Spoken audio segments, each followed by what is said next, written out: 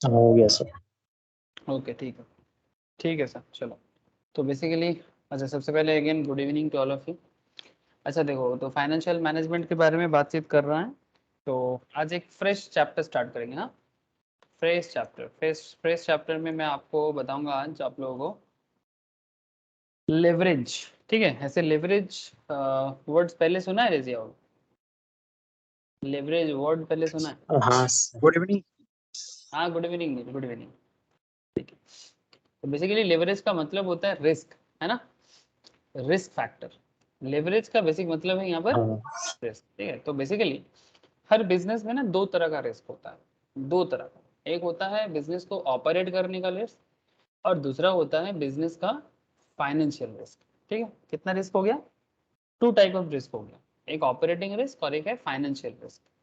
तो financial management में concern क्या होना चाहिए, फाइनेंशियल रिस्क या ऑपरेटिंग रिस्क?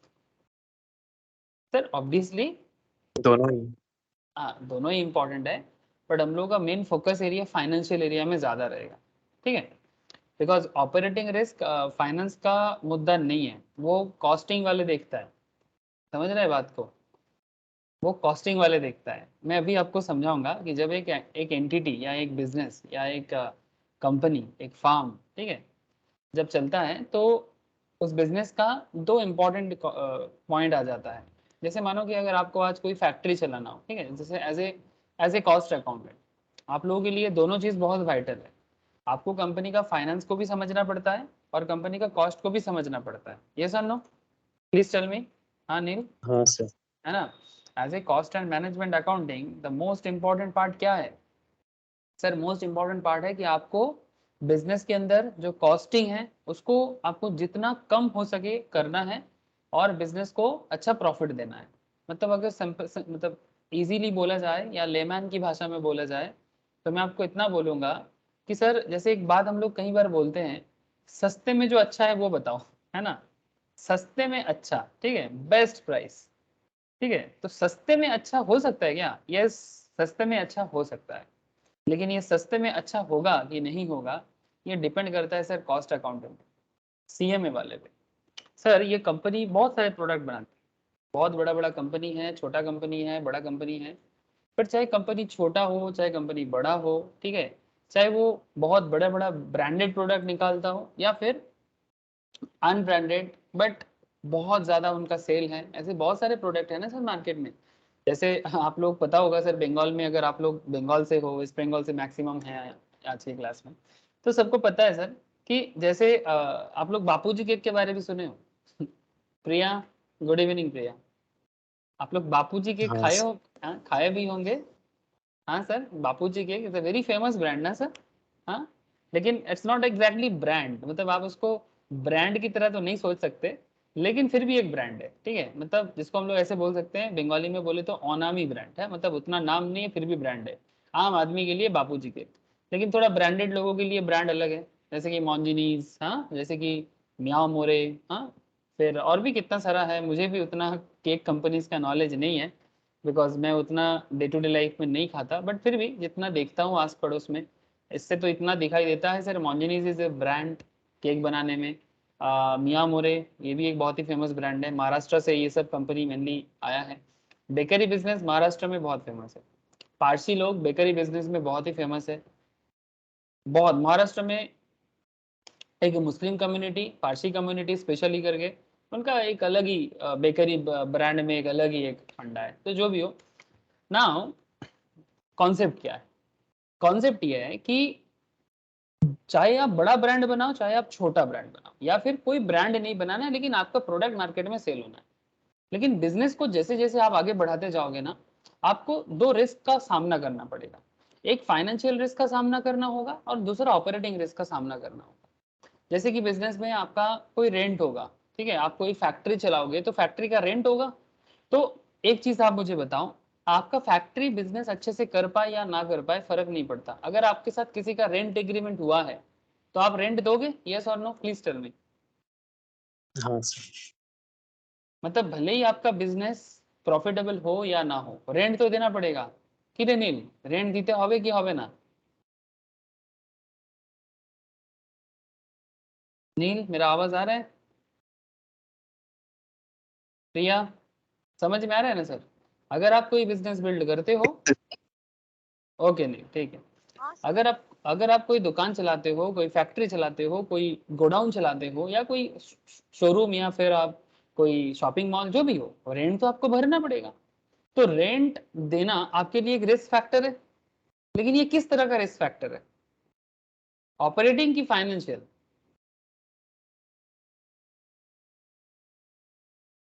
जियाउल क्या लगता है, ये ऑपरेटिंग रिस्क है कि फाइनेंशियल रिस्क है? Operating. Thank you sir, operating risk है। मतलब आप अपने बिजनेस को डे टू डे बेसिस में चलाओगे, बिजनेस में प्रॉफिट होगा, तो आप अपना रेंट दे पाओ, सेल होगा, रेवेन्यू जनरेट होगा, इतना आपको बिजनेस में करना पड़ेगा। अगर आप ये नहीं कर पाते, इसका मतलब कहीं ना कहीं बिजनेस में प्रॉब्लम है, या फिर कहीं ना कहीं आप बिजनेस को प्रॉफिटेबल नहीं कर पा रहे हो, कहीं ना कहीं आप नाकाम हो रहे हो, कुछ ना कुछ फेल हो रहा है, तभी ऐसा हो रहा है। तो ये वन ऑफ द क्राइटेरिया है। बिजनेस में आपका जो भी मशीन्स है उसका डेप्रिसिएशन होता है। अब सर डेप्रिसिएशन तो रोकना मुश्किल है ना? हर एसेट्स का अपना एक डेप्रिसिएशन जरूर होता है। किसी भी मशीन्स को, एसेट्स को यूज करते करते वो तो डेप्रिशिएट होगा ही। अब डेप्रिशिएट होना आपके हाथ में तो है थोड़ा बहुत, आप अगर अच्छे से कंट्रोल करोगे तो थोड़ा डेप्रिसिएशन कम होगा, ठीक है?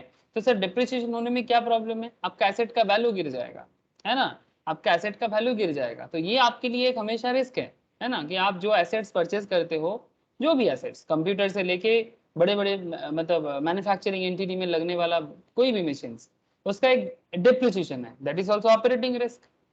ऑपरेट करोगे तो ये सब रिस्क आपको हमेशा हाथ में लेते हुए चलना है, ठीक है? लेकिन सर अब बात करना सर फाइनेंशियल रिस्क का। सर बिजनेस करना है, पैसा का पूंजी, मतलब पैसा या पूंजी का कमती सबको होता है, यस और नो? या सब कोई घर पे एकदम सबके घर में लाख करोड़ों रुपया जमा होता है और बिजनेस स्टार्ट कर देते हैं? क्या लगता है आप लोगों को, ऐसा होता है क्या कि सबके घर में लाख और करोड़ नो जो भी सर। जिसका जरूरत है सब एकदम जमा होता है और बिजनेस स्टार्ट कर देते हैं? नहीं सर, ऐसा नहीं होता, ठीक है? ऐसा मैक्सिमम केस में नहीं होता, 99% केस में ऐसा नहीं होता कि घर में पैसा होता है और बिजनेस होता है, ऐसा नहीं है। स्टार्टिंग लेवल में, इवन स्टार्टिंग क्यों, जब भी आपको बिजनेस में कुछ नया करना हो तो आपको लोन का जरूरत पड़ता है, तभी तो बैंकिंग बिजनेस चलता है। तो बैंक क्या करता है? फाइनेंस करता है ना आपको। Not just bank, there is NBFC, हाँ, नॉन बैंकिंग फाइनेंशियल कंपनीज। आजकल तो सर सरकारी लेवल में, सेंट्रल गवर्नमेंट में, जैसे मैं कल ही कल नहीं, आज सुबह को ही मोस्ट प्रॉब्ली, आज टुडे मॉर्निंग, नहीं टुडे मॉर्निंग, या तो टुडे मॉर्निंग या तो यस्टरडे, मैं बेसिकली सीएस में एक पेपर होता है sir, setting up of business entities and closure बोल के, मतलब एक बिजनेस एंटिटी को कैसे बनाया जाता है, उसको कैसे क्लोज किया जाता है, उसका डिटेल्स। तो उसमें एक टॉपिक था सर स्टार्टअप, ठीक है? Startup registration. Startup registration in the sense कि जब भी कोई, आज के डेट में आप लोग जानते हो स्टार्टअप मतलब इनोवेटिव बिजनेस आइडियाज कैसे ओपन किया जाता है। जैसे शार्क टैंक आप लोग देखे होंगे, है ना? तो शार्क टैंक के थ्रू से जिस तरह से उनको फंडिंग मिल रहा है, तो ये स्टार्टअप कैटेगरीज में आते हैं। तो स्टार्टअप क्या है, किस तरह से वो स्टार्टअप में आएगा, एक नॉर्मल बिजनेस स्टार्टअप में क्या फर्क है, और स्टार्टअप को कैसे फंडिंग मिलता है। तो ये जो स्टार्टअप को जो फंडिंग दिया जाता है, गवर्नमेंट ऑफ इंडिया की तरफ से भी स्टार्टअप को लोन दिया जाता है। मुद्रा योजना नाम सुने सर आप लोग? प्रधानमंत्री के पेट प्रोजेक्ट है, हाँ सर। करंट प्राइम मिनिस्टर का पेट प्रोजेक्ट है। मतलब 2014 में आने के बाद 2015 के 15 अगस्त में इन्होंने डिक्लेयर किया कि देखो भाई, जॉब जॉब तो हर बार सरकार आता रहता है, ठीक है? मैं आपको जॉब कितना दे पाऊंगा मुझे नहीं पता, ठीक है? बिकॉज वो बोलना एक होता है, करना एक होता है। लेकिन एक चीज उन्होंने बोला था कि जॉब क्रिएट होता है बिजनेस से, तो मैं बिजनेस के लिए फंडिंग करने का जरूर कोशिश करूंगा। तो वो कर रहा है ऑलरेडी सीडीबी के थ्रू से। सीडीबी मतलब small industrial development bank of India, उसका ही एक 100% सब्सिडियरी है मुद्रा बैंक, जो सेंट्रल गवर्नमेंट का ही बना हुआ एक बैंक है, जो सीडीबी का सब्सिडियरी है। और उसके थ्रू से वो माइक्रो फाइनेंस लोन 50,000 से लेके 10 लाख का, मतलब अगर आप एकदम इनिशियल स्टेज में हो, ठीक है, डिपेंडिंग ऑन द बिजनेस, ठीक है, उसके लिए शिशु लोन मिलता है। शिशु, शिशु समझते हो ना? बंगाली, हिंदी, संस्कृत हर लैंग्वेज में शिशु बोला जाता है। शिशु मतलब जो एकदम बच्चा अभी जन्मा है, ठीक है? आपका बिजनेस अभी हुआ है तो आपको लोन मिलेगा, ठीक है? शिशु लोन 50,000 का। चलो मैं आपको स्क्रीन शेयर करके थोड़ा मुद्रा बैंक का दिखाता हूँ, ठीक है? सर ये सब क्यों? सर फाइनेंस समझाना है आपको। तो मुद्रा, ठीक है, मुद्रा बैंक के बारे में मैं बेसिकली इसलिए बोल रहा हूँ क्योंकि देखो सर, बिजनेस का फाइनेंस का बात है। अगर आप स्टार्टअप बना पाते हो, ठीक है, अगर आप स्टार्टअप बना पाते हो तो आपको बेनिफिट है, ठीक है? तो देखो सर, ऐसे मुद्रा का फुल फॉर्म क्या है? लेटेस्ट में मैं बता रहा था क्लास में, तो इसलिए मैं सोचा कि आप लोगों को भी बता दूं एक बार। सर मुद्रा का फुल फॉर्म है micro units development and refinance agency. ठीक है, ये बेसिकली स्टार्टअप इंडिया पे काम कर रहा है। ठीक है, अगर आपका बिजनेस स्टार्टअप कैटेगरी में आने का कुछ कैरेक्टरिस्टिक्स होते हैं, अगर आप अपने आप को स्टार्टअप मैटर में डाल पाते हो, जो भी कैरेक्टरिस्टिक होते हैं स्टार्टअप का, basically innovative new idea, problem solving new idea आपको बिल्डअप करना है, तो आप स्टार्टअप के थ्रू से आपको फंडिंग मिलता है और आपको सस्ता लोन भी मिल सकता है। ठीक है, तो एग्जाम्पल के तौर पर मैंने आपको कुछ शेयर कर रहा हूँ अभी। एग्जाम्पल के तौर पे मैं आपको मुद्रा बैंक के बारे में बता रहा हूँ। जैसे मुद्रा बैंक जो प्रधानमंत्री का मुद्रा योजना का ही एक पार्ट है, ठीक है, इन्होंने 10,000 करोड़ का एक बीड़ा उठाया है सर, 10,000 करोड़ का एक रेस्पॉन्सिबिलिटीज उठाया। ठीक है, जिसमें मुद्रा जो बना है सर, मतलब सरकार 10,000 करोड़ देगा, लेकिन 10,000 करोड़ एक ही बार में नहीं देगा, वो 2,500 करके एवरी ईयर ऐसा प्लान बनाया है। और साथ में ये भी बोला कि जो मुद्रा कैपिटल जो है सर, मुद्रा योजना के थ्रू से जो कैपिटल है वो 1,000 करोड़ का ऑथराइज्ड है और 750 करोड़ का पेड अप है, जो सिडबी के थ्रू से, small industrial development bank of India के थ्रू से वो मतलब बेसिकली डिस्ट्रीब्यूट करेगा। और इनका मेन टारगेट मतलब बिजनेसमैन कौन है वो भी आप देख लो। मेन टारगेट बिजनेसमैन है हमारे देश में बैंक से लोन मिल पाते हैं ऐसे बिजनेसमैन का संख्या सिर्फ 4% है। आपको मैं बता दूं सर, ये एनएसएसओ का सर्वे है। एनएसएसओ कौन है sir? National ministry of statistics. ठीक है, ministry of statistics and programme implementation. ठीक है, नेशनल स्टैटिस्टिकल सर्वे। ठीक है, तो इनके हिसाब से भारत में 4% लोगों को ही बिजनेस के लिए लोन का सुविधा मिल पाते हैं। तो जिनको लोन का सुविधा बैंक से नहीं मिल पाते हैं, बिकॉज बैंक का कुछ अपना रेस्ट्रिक्शंस होते हैं। ठीक है, बैंक बिजनेस करने आया है सर, चैरिटी करने नहीं आया। ठीक है, या मतलब सब्सिडी देने के लिए बैंक नहीं आया। सरकार अगर कभी सब्सिडी देता है तो बैंक उसको इम्प्लीमेंट करने का कोशिश करता है, जैसे कि प्रधानमंत्री आवास योजना। ठीक है, तो इसी तरह से बिजनेस के लिए भी बैंक मतलब गवर्नमेंट के थ्रू से अगर बैंक को कभी कुछ परमिशन मिलता है तो एज पर आरबीआई गाइडलाइंस वो करते हैं। तो जैसे कि गवर्नमेंट ऑफ इंडिया 2014 के बाद 2015 में यूनियन बजट में, ठीक है, मोदी जी ने ये बताया था कि 4% बिजनेसमैन को बैंक का सुविधा मिलता है, तो 96% बिजनेसमैन को सुविधा नहीं मिलता, तो उनके लिए मुद्रा बैंक काम करेगा। ठीक है, तो उसके लिए गवर्नमेंट ने मुद्रा योजना के थ्रू से 1,000 करोड़ ऑलरेडी ऑथराइज कैपिटल के थ्रू से डिक्लेयर कर दिया और एवरी ईयर 2,500 करोड़ करके डिस्ट्रीब्यूट करने का बात किया है, जो सीडीबी के थ्रू से होगा और कुछ बड़े बड़े फंड ऑफ फंड के थ्रू से, like LICI mutual fund companies के थ्रू से होगा। इसके लिए आप लोगों को मैं बस इतना बोलूंगा, आप चाहो तो स्टार्टअप कैसे होता है उसका क्लास अगर आप लोग देखोगे ना, मैं कल ही मैं CS के क्लास में कराया, आप लोग भी अगर देखना चाहते हो तो आप क्लास रेफर कर सकते हो सर। ठीक है, आपको यूट्यूब में मिलेगा और अगर आप बोलोगे तो मैं आपको लिंक भी शेयर कर दूंगा। ठीक है, लेकिन आपको मैं जो बताना चाह रहा था सर, कि जैसे मुद्रा योजना के थ्रू से सरकार जो फाइनेंस कर रहा है सर, मैं आपको रिस्क समझाना चाहता हूँ, इसीलिए मैं आपको थोड़ा गवर्नमेंट का फाइनेंस स्कीम बता रहा हूँ कि गवर्नमेंट किस तरह से बिजनेस को फाइनेंस कर रहा है। अगर आपका बिजनेस एकदम इनिशियल स्टेज में है, छोटा मोटा कुछ भी हो, ठीक है सर, जब कोई बिजनेस बच्चा रहता है ना, एकदम छोटा जन्मेगा, उस टाइम पे तो कोई उसको 1 टका ना दे, है ना, क्योंकि कोई आप पे भरोसा नहीं करता है। तो अगर आपके पास प्रॉपर प्रोजेक्ट होता है, बिजनेस का प्रॉपर ब्लूप्रिंट होता है, जो चाहिए गवर्नमेंट को, ठीक है, आज के डेट में स्टार्टअप इंडिया के वेबसाइट में जाके आप चेक कर सकते हो। शिशु के लिए बिजनेस अगर शिशु हालत में है 50,000 तक, किशोर हालत में है 5 लाख तक, अगर तरुण हालत में है तो 40 लाख तक आपको सपोर्ट मिल सकता है, सॉरी 10 लाख तक सपोर्ट मिल सकता है। तो ये करंट गवर्नमेंट बिजनेस को डेवलप करने का बात किया है और कर रहा है, और बहुत सारे स्टेट में ये सिस्टम चालू हो भी गया है। इसमें से कुछ रैंकिंग भी उस दिन मैं बता रहा था, जिसमें गुजरात बहुत अच्छा कर रहा है, ठीक है, आपका उत्तर प्रदेश भी काफी डेवलप कर रहा है, बहुत सारे स्टेट्स हैं, ठीक है, केरला, ठीक है, not not only BJP related states but also CPM और कांग्रेस सपोर्टिंग स्टेट्स भी डेवलप कर रहा है, जिसमें केरला एक वन ऑफ द बेस्ट है। ठीक है, तो ऐसा नहीं है कि बीजेपी सिर्फ बीजेपी सपोर्टिंग स्टेट को ही दे रहा है, तो फिर केरला बहुत ही अच्छा कर रहा है सर। आप चाहो तो स्टार्टअप इंडिया में जाके चेक कर सकते हो। तो बेसिकली बात यह है कि कंपनी को बिजनेस करने के लिए फाइनेंस का जरूरत पड़ता है ना सर। तो जब कंपनी को फाइनेंस का जरूरत पड़ेगा तो वो बिजनेस के लिए एक चिंता का विषय होता है, बिकॉज उसको लोन सुधारना पड़ेगा, है ना, लोन रीपे करना पड़ेगा। यस और नो? प्लीज टेल मी। आज अगर कंपनी लोन प्रोवाइड करता है आपको, तो क्या आपको लोन रीपे करना पड़ेगा? यस और नो? Please tell me. हाँ सर। है ना, तो मैं आपको मुद्रा बैंक का बात इसलिए बोला, थोड़ा बिजनेस के लिए आपको भी बूस्टअप हो जाए। अगर आपके मन में कोई बिजनेस आइडिया है तो आप भी ट्राई कर सकते हो। ऐसे हमारे वेस्ट बंगाल में इसका इम्प्लीमेंटेशन हालत बहुत अच्छा नहीं है, ठीक है, ठीक है, क्योंकि आप जब मुद्रा बैंक में जाओगे तो मोदी जी का सपोर्ट दिखेगा ना, तो ये दीदी को पसंद नहीं है तो इसलिए थोड़ा दिक्कत हो सकता है, पर अदरवाइज आप चाहो तो जरूर उसको ले सकते हो। तो मैं आपको कुछ बिजनेस के बारे में बताता हूँ, ठीक है। मैं आपको स्टॉक मार्केट लेवल में लेके चलता हूँ सर, ठीक है। स्टॉक मार्केट लेवल में आज का डिस्कशन क्या है, लेवरेज है, ठीक है। स्टॉक मार्केट लेवल में आपको मैं कोई भी एक बिजनेस उठाता हूँ, क्या बिजनेस का नाम लिया जाए, क्या बिजनेस का नाम लिया जाए, आईटीसी नहीं, आईटीसी नहीं, जेट एयरवेज के बारे में सुन लेते हैं, चलो सर। सर जेट फिर से मार्केट में उड़ान भरा है, आप लोगों को पता है?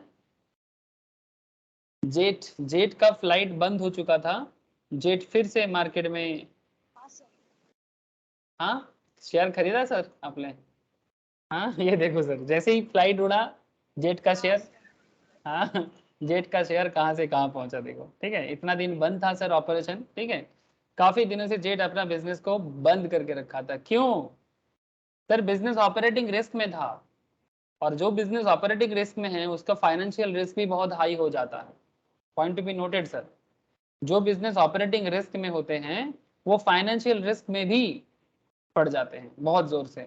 मतलब सबसे पहले तो आपको बिजनेस को ऑपरेट करना होगा, उसके बाद ना आप फाइनेंस को संभाल पाओगे। तो ये बिजनेस तो ऑपरेटिंग रिस्क में आ चुका था, मतलब ये डेट, मतलब जो एक फ्लाइट को चलाने के लिए एक स्टेट से, एक एयरपोर्ट से दूसरे एयरपोर्ट, इसका ही जो कॉस्टिंग है ना, इसको उठाने के लिए दिक्कत में पड़ रहा था। कैसे पता चलेगा? चलो सर मैं आपको फाइनेंशियल दिखाता हूँ। 2019 में, 19 या 18 मोस्ट प्रोबेबली 18 या 19 से ये अपना पूरा बिजनेस को बंद करके रखा था। 3 साल बंद करने के बाद अपना बिजनेस को थोड़ा सा वो रिस्ट्रक्चर किया, इसको बोला जाता है फाइनेंशियल रिस्ट्रक्चरिंग, ठीक है। ये अकाउंट्स का ही एक पार्ट है सर, ठीक है। फाइनेंशियल रिकॉन्स्ट्रक्शन भी कहा जाता है। रिकॉन्स्ट्रक्शन करके बिजनेस को फिर से स्टार्ट किया। आई होप कि उड़ान भरा है, पॉजिटिव होगा, होना भी चाहिए सर। ऐसे भारत में एयरलाइंस बिजनेस का सिचुएशन बहुत अच्छा है नहीं, बट फ्यूचर अच्छा है, बट बहुत ही रिस्क की हालत में है। लेकिन मैं आपको एक दिखाता हूँ सर, चलो दे, मैं आपको लेवरेज बताऊंगा, तो लेवरेज में आपको मैं एप्लीकेशन दिखा रहा हूँ, ठीक है। ये सब लेवरेज का एप्लीकेशन एरिया है सर। लेवरेज संभालना इतना मुश्किल हो जाता है, रिस्क को कंट्रोल करना इतना मुश्किल हो जाता है कि बिजनेस को बंद करना पड़ जाता है। Just look at the jet Airways का सिचुएशन सर। 2018 में बिजनेस तब बंद नहीं हुआ था, तब बिजनेस का रेवेन्यू देखो सर 23,000 करोड़ का। 2019 में 23,000 करोड़ का थोड़ा कम होके 2020 में बिजनेस चला नहीं, तो रेवेन्यू भी उस हिसाब से नहीं आया, कुछ इन्वेस्टमेंट से रेवेन्यू आया होगा 1300 करोड़ का। 2021 में और ज्यादा नहीं हुआ सर, 349 करोड़ का फिर से बिजनेस आया है। अब देखो क्या होता है, लेकिन just look at the profit situations. ये बिजनेस का पहला प्रॉफिट है, वो भी कैसा प्रॉफिट देखो सर, EBITDA, मतलब earning before interest tax depreciation and amortisation, मतलब इसमें से फिक्स एक्सपेंस अभी भी हटाया नहीं गया, ठीक है। फिक्स्ड एक्सपेंस जो है बिजनेस का, ऑपरेटिंग एक्सपेंस बेसिकली, वो अभी भी माइनस नहीं हुआ है, बिना माइनस किए हुए, ठीक है। आप चाहो तो इसका थोड़ा डिटेलीकरण देख सकते हो।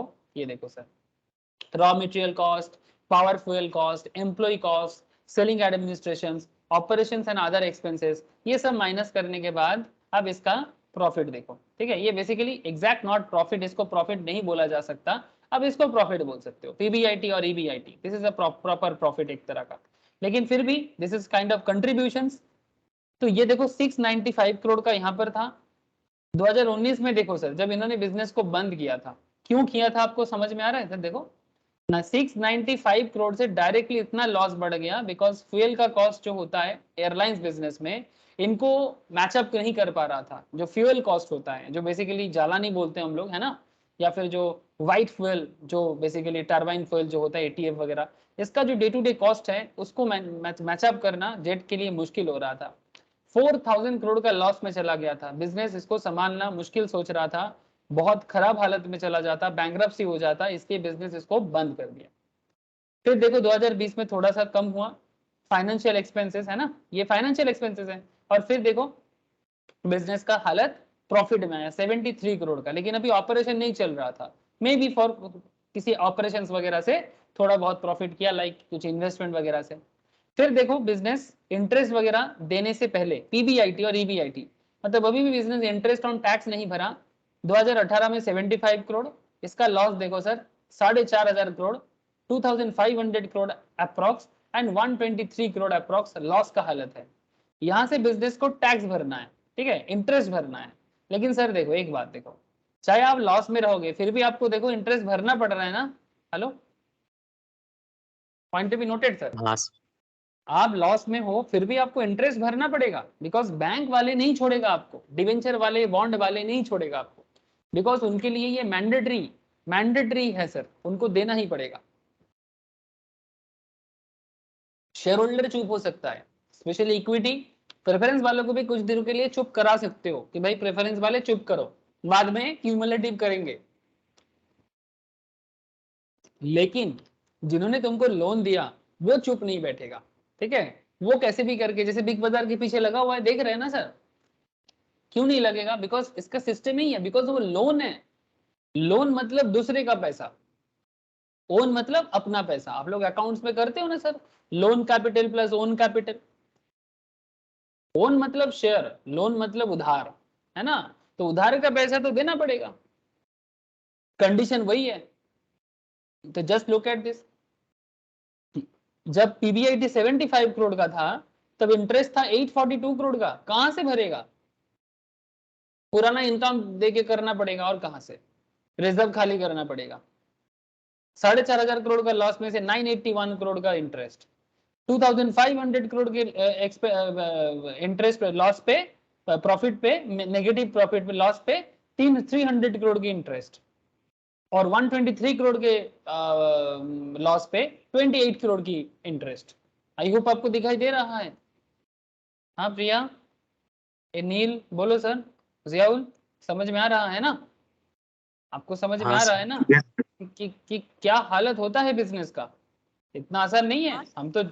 हम लोग तो जेट में चढ़ जाते हैं, सेल्फी लेते हैं और लोगों को बताते हैं कि भाई देखो मैं जेट में चढ़ा, ठीक है। आजकल भी जो भी पहले पहले फ्लाइट में चढ़ते हैं उनके लिए एक स्टेटस का मैटर होता है, भाई देखो मैं जेट में चढ़ा, जेट एयरवेज। लेकिन जेट का हालत क्या है वो तो जेट को ही पता है ना। नेट इनकम देखो फिर, जैसे आपने इंटरेस्ट वगैरह दे दिया, इसके बाद भी आपका फाइनेंशियल मीडिया मैटर करता है। फिर पीबीटी आता है, ठीक है, टैक्स देना पड़ेगा, टैक्स देना पड़ेगा। तो सर लॉस है तो टैक्स नहीं दिया, आप देख सकते हो, बिकॉज इनकम का टैक्स होता है, लॉस का नहीं। दिखाई दे रहा है सर, इसलिए कोई हाँ टैक्स सर। नहीं दे पाया। फिर देखो नेट इनकम का हालत आप देख पा रहे हो। उसके बाद बिजनेस अर्निंग पर शेयर पे पहुंच रहा है। अच्छा क्या होगा जब बिजनेस लॉस में है, तो अर्निंग पर शेयर कुछ रहेगा क्या, क्या लगता है, बताओ सर। जब बिजनेस लॉस पे है तो अर्निंग पर शेयर क्या होगा, जीरो तो छोड़ो, नेगेटिव में है ना, नेगेटिव में है। 2018 में 67 नेगेटिव, 2019 में 487 नेगेटिव, तो 2020 में 250 नेगेटिव, और 2021 में 13% नेगेटिव। मैटर क्या है सर, बिजनेस बंद था, ठीक है, ऑपरेटिंग एक्सपेंस वगैरह नहीं हुआ, तो बिजनेस अपना जो भी फाइनेंशियल एक्सपेंसेस है उसको रीपे करते हुए, अपना फाइनेंशियल स्ट्रक्चर को एक पॉजिटिव आउटलुक देने का कोशिश किया। अब ये कोशिश है, बिकॉज रियल लाइफ तो अभी पार्टी चालू हुआ है ना सर, फिर से उड़ान भरा है, फिर से कमर्शियली बिजनेस को रन करने के लिए एक दोबारा सोचा है। अब देखा जाएगा वो कैसे अपना फाइनेंशियल मैटर को कंट्रोल करता है, ठीक है। सुनने में अच्छा लगता है sir business, but sir business को कंट्रोल करने के लिए आपको सच में बहुत ही माइन्यूटली एक एक चीज को संभालना पड़ता है। दिखावा करके बिजनेस नहीं होता। विजय माल्या का हालत देखा ना आप लोगों ने, किंगफिशर एयरलाइंस, फिर भी जेट फिर से उड़ान भरने का ताकत तो दिखाया, लेकिन किंगफिशर एयरलाइंस का हालत तो आप लोगों को पता है। हाँ, दुनिया को इतना दिखाया, शो ऑफ इतना किया, शो ऑफ करते करते क्या हुआ, क्या हुआ सर आप ही बताओ। किंगफिशर तो पूरा का पूरा डूब गया, ये तो मार्केट से ही गायब हो गया सर, बैंकरप्ट। पूरा पूरी इज्जत वगैरह सब मिटा। क्या क्या कुछ कुछ कुछ लाभ थोड़ी हुआ, उल्टा कितना लोग आइडल मानता था विजय माल्या को, उनका भी दिल टूटा। हाँ, ऊपर से मतलब बेसिकली उनका bad lifestyle, one of the main reason बताया गया सर, और ऊपर से बिजनेस को भी चला नहीं पाए। तो किंगफिशर तो गया, बहुत लोग सोच रहा था कि शायद जेट भी जाएगा, बट सर जेट फिर से आया। मतलब ये दिखाता है दम कि ठीक है, ऑन दैट टाइम कुछ बिजनेस रिलेटेड मैटर था, बट फिर से जेट अपने आप को बनाने के लिए वापस आया सर, वापस आया। तो ये अभी देखना पड़ेगा कि जेट कहां तक अपना फाइनेंशियल रिस्क को कंट्रोल कर पाता है। ठीक है, अच्छा लगता है सर जब भी किसी बिजनेस सक्सेसफुल होता है, it's really sound good. But अपना सक्सेस कहा जाता है सर कि सक्सेस पाना कॉम्पेरेटिवली आसान है, सक्सेस को पकड़ के रखना इतना आसान नहीं। क्या आप लोग कभी ऐसे सुने हो सर, बड़े बड़े लोग बड़े बड़े मंच पे बताते हैं कि to get success it's comparatively easy then to keep it always, success को स्टेबल रखना इतना आसान नहीं होता। ठीक है, तो जो आपने बहुत सारे केस में देखो सर, इंडिगो को देखो आप। अच्छा, इंडिगो को देखने से पहले आपको मैं थोड़ा जेट का बैलेंस शीट दिखाना चाहूंगा। सर बैलेंस शीट में क्या पता चलता है सर, फाइनेंशियल कंडीशंस पता चल जाएगा आपको, जैसे आपको मैं इनकम फाइनेंशियल की, position. Very good sir, financial position पता चल जाएगा। ठीक है, तो चलो मैं आपको थोड़ा सा दिखा देता हूँ जेट का फाइनेंशियल पोजीशंस, एटलीस्ट लोन के खाते में क्या हालत है, बिकॉज वही तो फाइनेंशियल रिस्क को सबसे बड़ा झमेला में डालते हैं। तो एसेट्स अगर देखा जाए तो ये देखिए सर, एसेट्स अगर आप देखोगे, अच्छा मैं तारा डिटेल्स में नहीं जा रहा हूँ, मैं आपको बस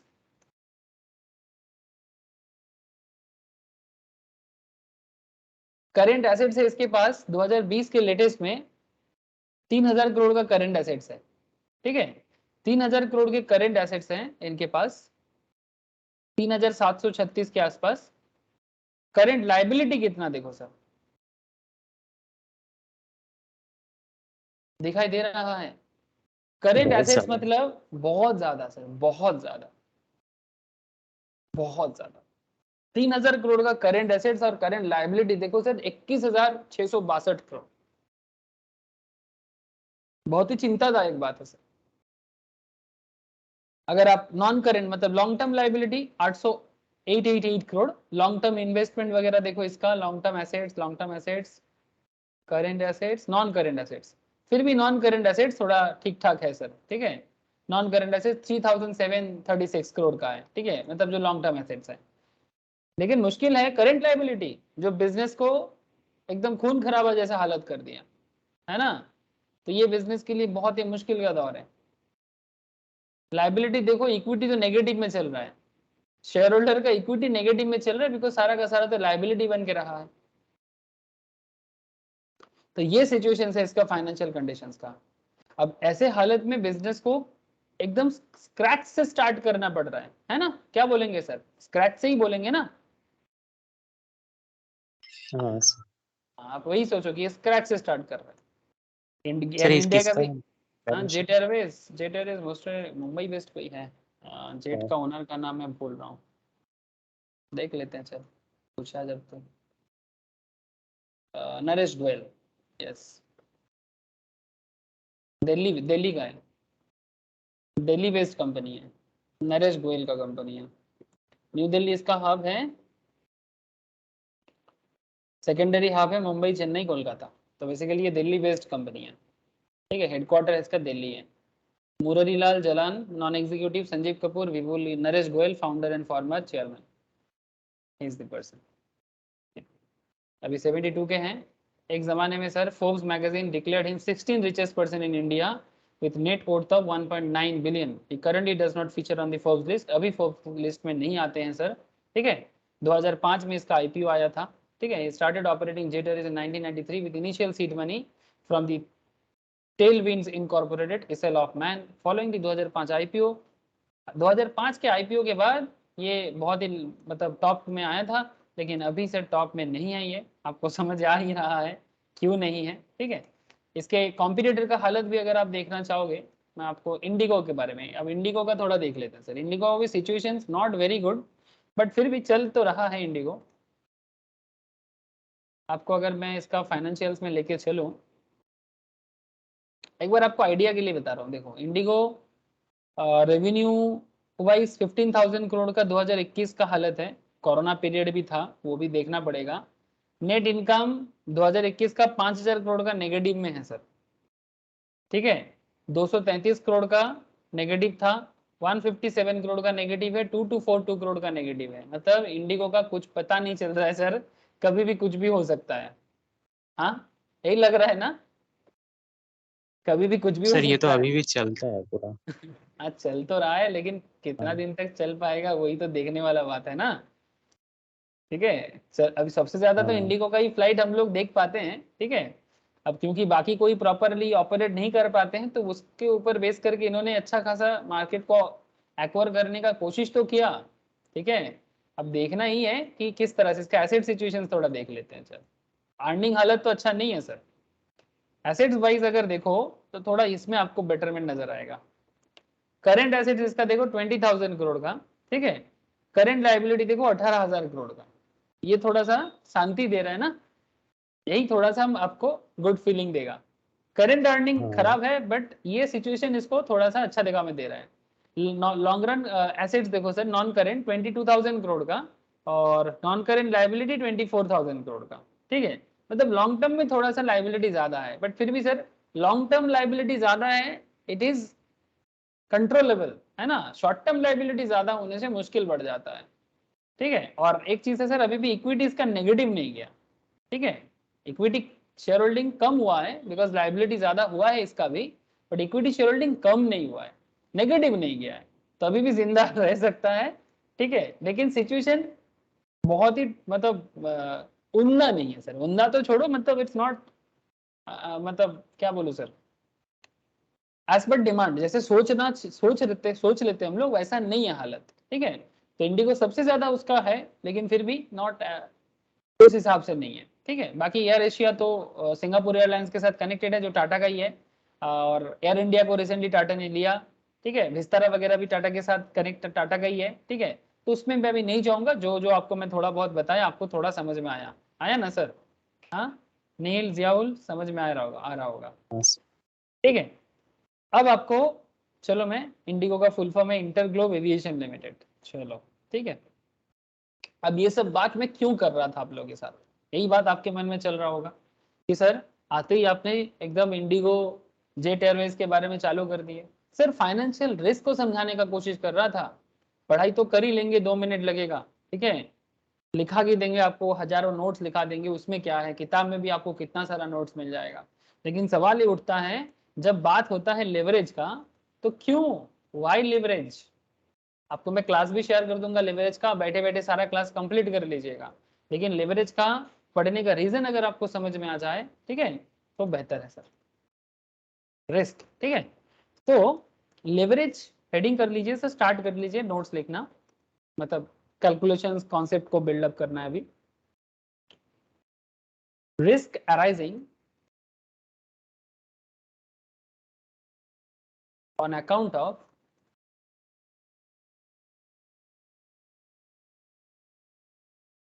risk arising on account of fixed expenses. मतलब जब कंपनी का फिक्स्ड एक्सपेंस बढ़ता है और अर्निंग नहीं होता है, या अर्निंग कम होता है, तो रिस्क बढ़ जाता है, और इसको एक्चुअली लेवरेज कहा जाता है। समझ में आ गया ना। आई होप कि अभी तो प्रैक्टिकली पूरा फील कर पाते हो आप लोग। इंडिगो और जेट को देखने के बाद आपको प्रैक्टिकली फीलिंग्स आना चालू हो गया होगा। क्या जियाउल, मैं गलत तो नहीं बोल रहा हूँ। हाँ सर। ठीक है, तो फिर क्या है leverage, risk arising on account of fixed expenses. ठीक है, अब थोड़ा सा आगे बढ़ते हैं।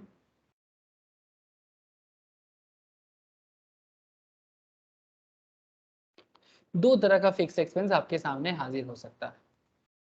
क्या सर, सर एक फिक्स एक्सपेंस जिसको हम लोग क्या बोलेंगे सर, जो मैं तब से बोले जा रहा हूं आपको, one is called operating, operating fixed. Jet को दिमाग में रखिएगा, ठीक है, हेल्प होगा। एक हो गया ऑपरेटिंग फिक्स्ड, और दूसरा हो गया फाइनेंशियल फिक्स्ड।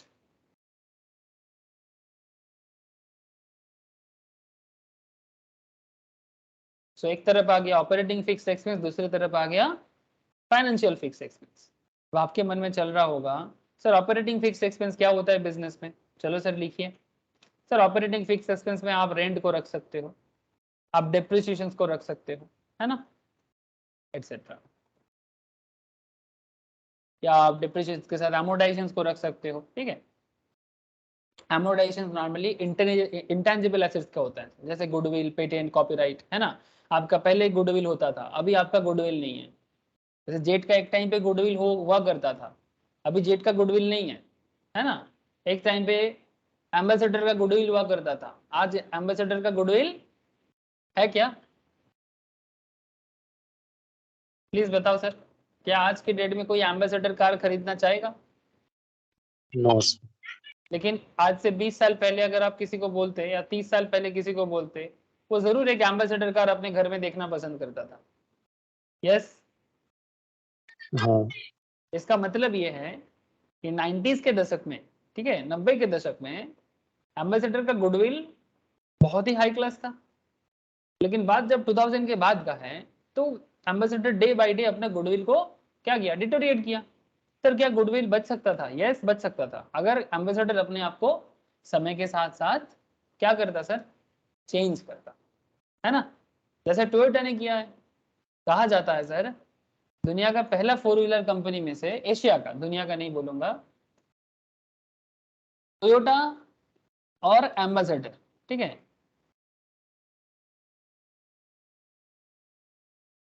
कहा जाता है कि ये एशिया का फर्स्ट 4 व्हीलर कंपनी में से कुछ है, ठीक है। एक टोयोटा, दूसरा एम्बेसडर। अब कोई बोलता है टोयोटा है, कोई बोलता है एम्बेसडर है, लेकिन टोयोटा अपने आप को समय के साथ साथ क्या किया? अपने आप को डेवलप किया, अपना गुडविल को बचा के रखा, है ना। अपना गुडविल को बचा के भी रखा, और डे बाय डे टोयोटा का वैल्यूएशन और बढ़ा है ना सर। ये तो आप लोग भी देख पा रहे हो। टोयोटा का कार घर पे रखना लोगों के लिए एक बहुत ही अच्छा फीलिंग देता है ना। कह रहे मैं सही बोल रहा हूँ ना? मेरे को उतना गाड़ी का नॉलेज नहीं है, बट जितना मैं सोचता हूँ, हाँ। टोयोटा का कार एक अच्छा फीलिंग देता है। लेकिन सर एम्बेसडर उसको नहीं रख पाए, इसका मतलब ये बिजनेस को संभाल नहीं पाए, तभी तो बेचना पड़ा। एम्बेसडर का गुडविल 80 करोड़ में बेचा सर। आपको सुन के खराब लगेगा, 80 करोड़ टोयोटा, एक एम्बेसडर का वैल्यूएशन गुडविल का एक फ्रेंच कंपनी को मिला है सर, ठीक है। Just feel that. तो ये सब क्या है? ये सब आपका ऑपरेटिंग फिक्स्ड एक्सपेंसेस है। अब फाइनेंशियल फिक्स्ड एक्सपेंस जो हमारे लिए बहुत ही इंपॉर्टेंट एक कॉन्सेप्ट है, बिकॉज लेवरेज में फाइनेंशियल एक्सपेंस को, जैसे कि आपको मैं बार बार दिखा रहा हूं, जैसे कि जेट का हालत, इंडिगो का हालत, ठीक है, interest, preference dividend. Air India का भी हालत बहुत खराब था, सरकार ने पैसा डाल डाल के उसको थोड़ा सीधा किया, और फिर बाद में टाटा को वापस दे दिया। टाटा का ही था एयर इंडिया, वापस टाटा को मिल गया।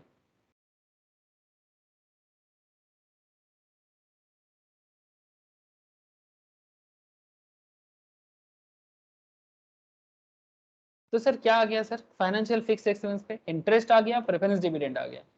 इंटरेस्ट एक्सपेंस बिजनेस के लिए हमेशा एक मुश्किल का मैटर होता है, क्योंकि कंपनी को देना ही पड़ेगा, लोन है ना सर। प्रेफरेंस डिविडेंड ये भी एक फिक्स्ड मैटर है। प्रेफरेंस शेयर होल्डर कंपनी को तभी पैसा देता है जब उसको ये श्योरिटी मिलता है, चाहे भले ही कंपनी का इनकम कम हो ज्यादा हो, हमें फर्क नहीं पड़ता, हमें एक फिक्स्ड अमाउंट ऑफ परसेंटेज का रिटर्न चाहिए। तो ये कंपनी के लिए हमेशा एक रिस्क अराइज करता है। इक्विटी वाले रिस्क अराइज नहीं करता, बिकॉज इक्विटी वाले को पेमेंट करना मैंडेटरी नहीं है।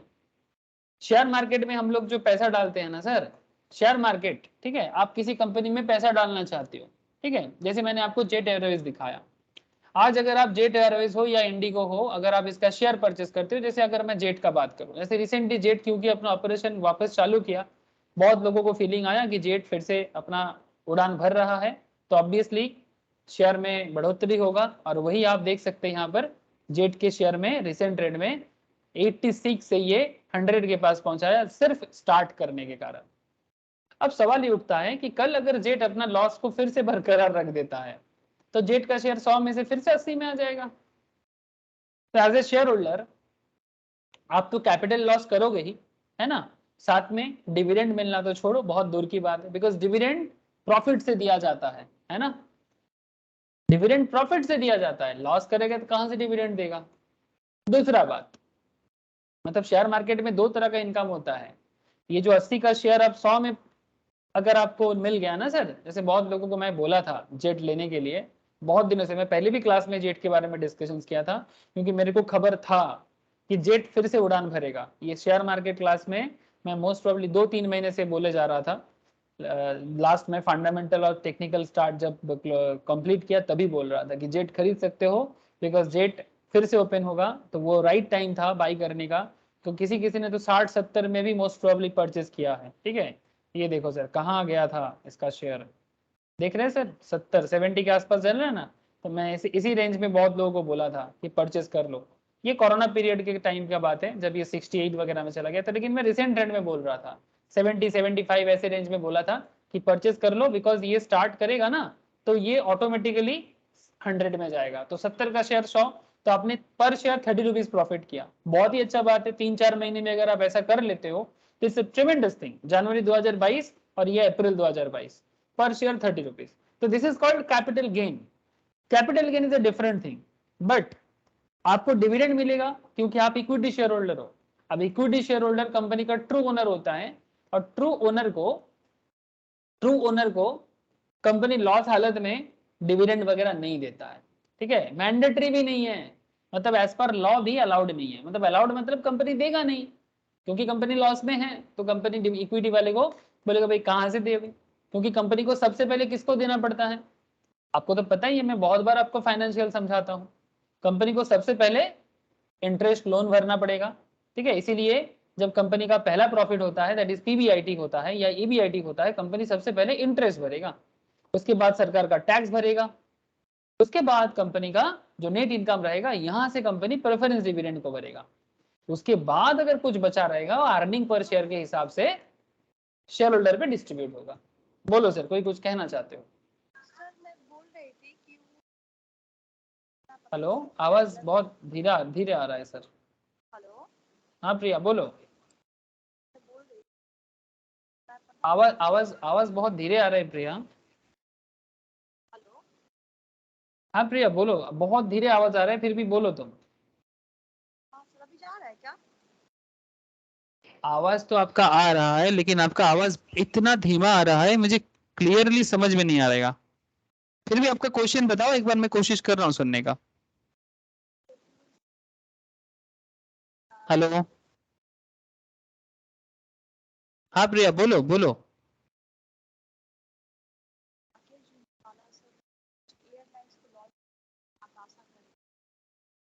नहीं समझ में आ रहा है, आप क्या बोल रहे हो? आप व्हाट्सएप में लिख सकते हो एक बार, ठीक ठीक ओके। आप व्हाट्सएप में लिखो, मुझे समझ में आएगा।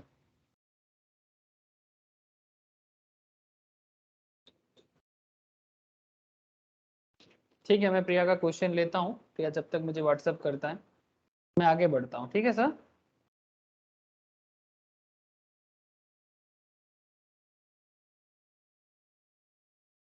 अच्छा, तो जैसे कि मैं आपको बात कर रहा था सर, तो प्रिया का क्वेश्चन आ रहा है, मैं एक बार देख ही लेता हूँ कि प्रिया क्या बताना चाहती है। Just a second sir.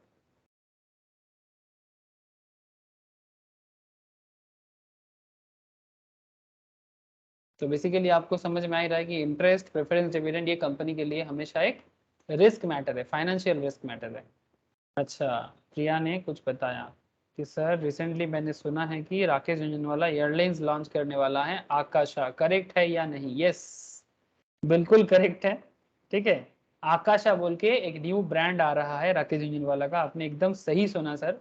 ठीक है, और वो भी low cost airlines, low cost airlines आने वाला है sir, low cost airlines. Survive करेगा कैसे, I don't know, but low cost airlines है, आकाशा नाम के ब्रांड है सर। ठीक है, और मैंने ऐसे भी सुना कि बहुत ही छोटा छोटा बनेगा सर, मतलब जो एयरलाइंस बनेगा वो बहुत ही स्मॉल लेवल में बनेगा। ठीक है, आकाशा एयरवेज मोस्ट प्रोबेबली, आकाशा एयर, ये ब्रांड है सर। ठीक है, 5 महीना पहले बना है, SNB एविएशन प्राइवेट लिमिटेड। तुमने बताया, मैंने ओपन कर दिया, दिखाई दे रहा है ना? लो कॉस्ट एयरलाइन, देखा सर, मैं बोला ना low cost, yes it's a low cost. ठीक है, it is backed by Rakesh Jhunjhunwala. The airline plans to start flights in July 2022, 3 months later आने वाला है।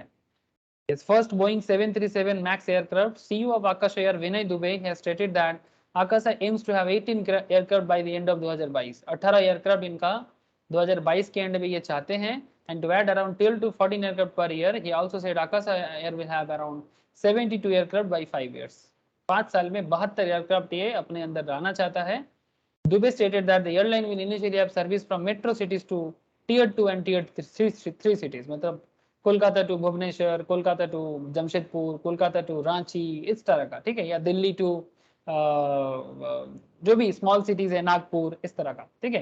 As well as operating flights to major cities across India as well. India के अंदर अभी domestic level में चलेगा सर, ठीक है, अभी डोमेस्टिक लेवल में चलेगा, ऐसा इन्होंने कहा है. राकेश झुंझुनवाला का 35 मिलियन 40% स्टेक है इसमें, ठीक है. बाकी सब कुछ मिल गया है, no objection certificate, ministry of civil aviation, ये सब आ चुका है सर, ठीक है. अब देखो क्या होता है. पैसेंजर कैपेसिटी भी देख सकते हैं आप, 189 पैसेंजर्स, 197 पैसेंजर्स. लिख लिया आपने?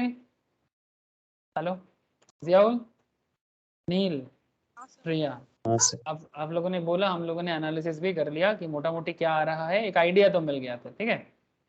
सनराइज ऑरेंज कलर का इसका लोगो रहेगा. Passionate purple were chosen, reflecting the airlines warm, youthful and respectful nature. अच्छा, ये सब तो ठीक है, आगे आगे देखते हैं क्या होता है, मजा आएगा.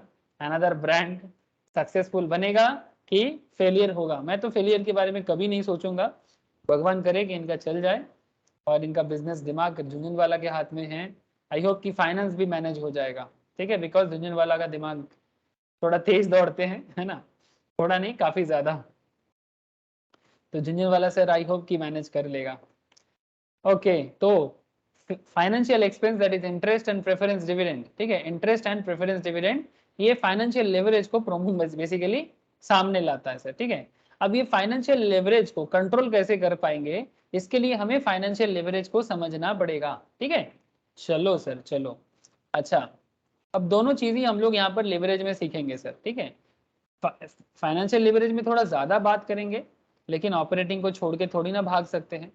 तो जैसे जब ऑपरेटिंग लेवरेज बोलते हैं तो उसको हम लोग फाइनेंस में बोलेंगे DOL, ठीक है, डिग्री ऑफ ऑपरेटिंग लेवरेज, ठीक है, DOL. लिखो sir, gives rise to operating leverage. Leverage का मतलब होता है रिस्क. अच्छा, दूसरी तरफ इधर लिखो sir DFL, degree of financial leverage, ठीक है. इसमें देखो sir, gives rise to financial leverage.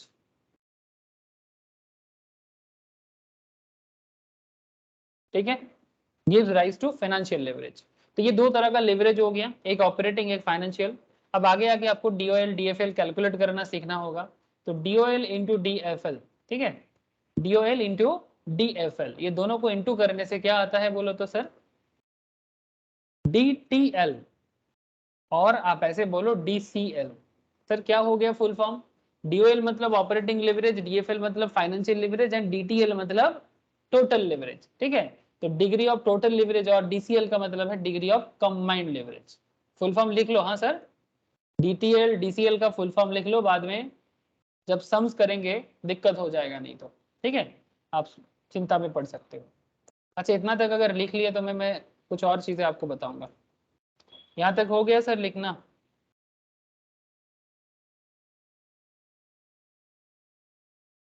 चलो सर आगे बात को लिखाते हैं. और हेडिंग कीजिए, कॉन्सेप्ट ऑफ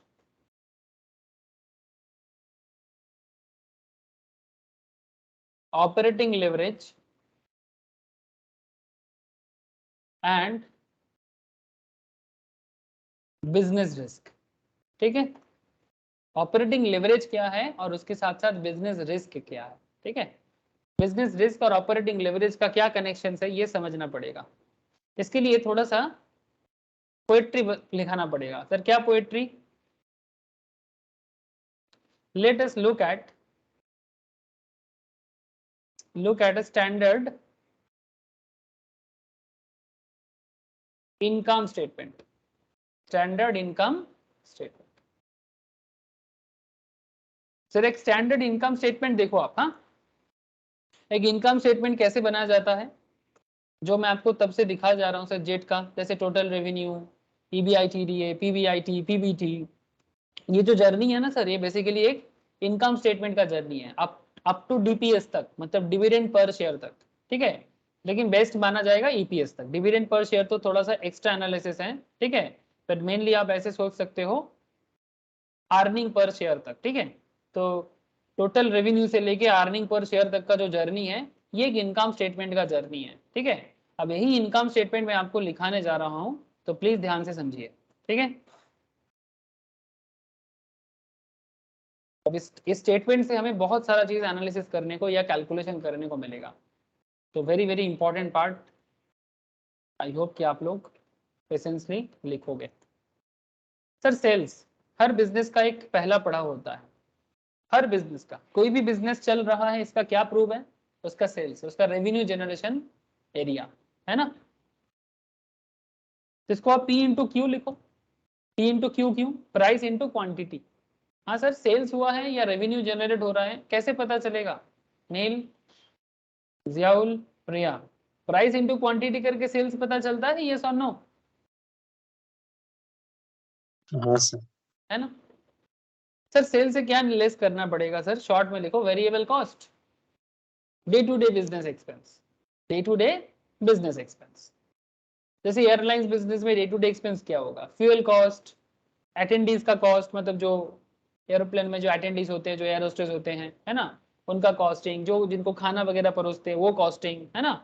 तो ये बहुत सारा कॉस्टिंग होता है, और भी बहुत सारा चीजें हैं जो एयरलाइंस बिजनेस में लगता होगा, तो वो वेरिएबल कॉस्ट में वो बिजनेस का जरूरी है। हर बिजनेस का अपना अपना है, फुचका वाला हो या एयरलाइंस वाला, है ना, फुचका वाला हो या एयरलाइंस वाला, वेरिएबल कॉस्ट सबको भुगतना पड़ता है। सो वेरिएबल कॉस्ट जो है उसको आप ऐसे लिखो V इंटू क्यू, मतलब वेरिएबल कॉस्ट इंटू क्वांटिटी, ठीक है।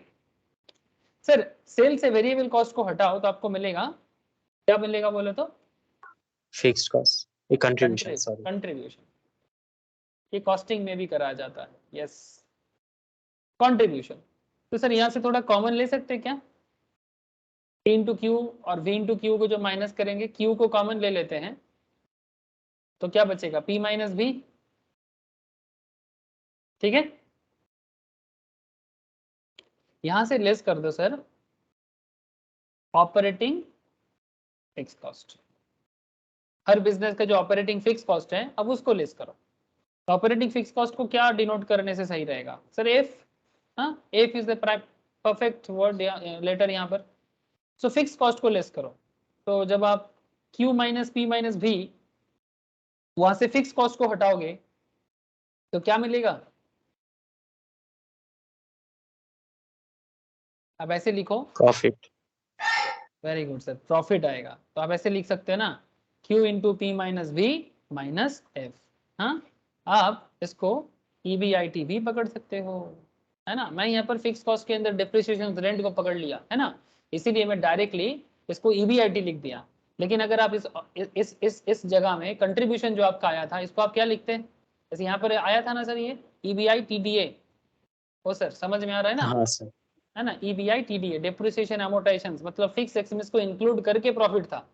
फिर वहां से जब फिक्स एक्सपेंस को हटाया आपने, यहाँ से जब आपने फिक्स्ड एक्सपेंस को हटाया, like raw materials, power fuel, employ cost, selling administration, operating and other expenses, ये आपका फिक्स कॉस्ट है। इसको जब आपने हटाया तब आपको मिला PBIT और EBIT, ठीक है, तब आपको मिला PBIT और EBIT। अब ये PBIT EBIT से आपको इंटरेस्ट हटाना पड़ेगा, ठीक है, और फिर जाके आपको PBT मिलता है। तो वही चीज मैं यहाँ पर ही आपको दिखा रहा हूँ, लेकिन मैंने यहाँ पर EBITDA को नहीं लिखा, कोई बात नहीं, आपको समझ में आ गया। लेकिन आपको EBIT तक को तो समझ में आ गया ना सर, EBIT तक बिजनेस कैसे पहुंचा, तो Q minus P minus V minus F, okay. अब ये सर आपको दोनों चीज समझना पड़ेगा, मतलब एक तरफ आपको EBIT से कैसे पहुंचा वो भी आपको याद रखना चाहिए, साथ में ये जो तोड़ तोड़ के कैलकुलेशन कर रहे हैं ना, ये भी आपको थोड़ा दिमाग में रखना इसलिए होगा बिकॉज आगे आगे जब मैं आपको कैलकुलेशंस कराऊंगा तो वो कैलकुलेशंस पे अगर आपको डायरेक्टली कोई पॉइंट गिवन ना हो तो ये फॉर्मूला आपको आपके पॉइंट में पहुंचने में आपको हेल्प करेगा, ठीक है। सो इसका मतलब ऐसा नहीं कि मैं ऐसे ही आपको लिखा रहा हूँ, ठीक है, ये सब चीजें आपको कैलकुलेशंस वगैरह में हेल्प करता है। That's why you must remember this things कि ये क्यों कर रहा हूँ और कैसे कर रहा हूँ, पैरा चेंज करके लिखिए सर, बिजनेस रिस्क और operating risk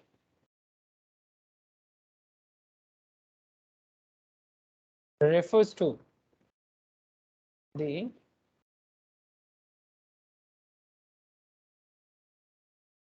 variability of EBIT, variability of EBIT, point to be noted, very very important बात कर रहा हूं। क्या कह रहा है सर? कह रहा है बिजनेस रिस्क और operating risk refers to the variability of EBIT। क्या आपको बात समझ में आया?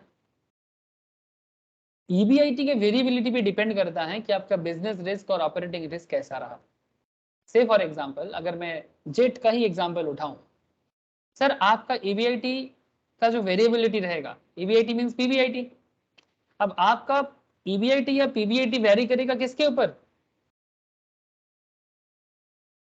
या आपका बिजनेस रिस्क और operating risk refers to the variability of EBIT। मतलब मैं ऐसा बोल सकता हूं कि अगर आपके बिजनेस में रिस्क है, मतलब आपके बिजनेस में अगर डेप्रिसिएशन है, अमोर्टाइजेशन है और बाकी जो भी फिक्स एक्सपेंस का कॉन्सेप्ट है, ठीक है, जो आपको यहाँ पर एक लंबा लिस्ट मिला था, employ cost, power fuel cost, rent cost, अलग अलग बिजनेस का अलग अलग, ये चीज आपको EBIT को डिफर करने में हेल्प करेगा, है ना? मतलब हेल्प करेगा मतलब ऑटोमेटिकली इनके कारण EBIT चेंज होगा, यस और नो?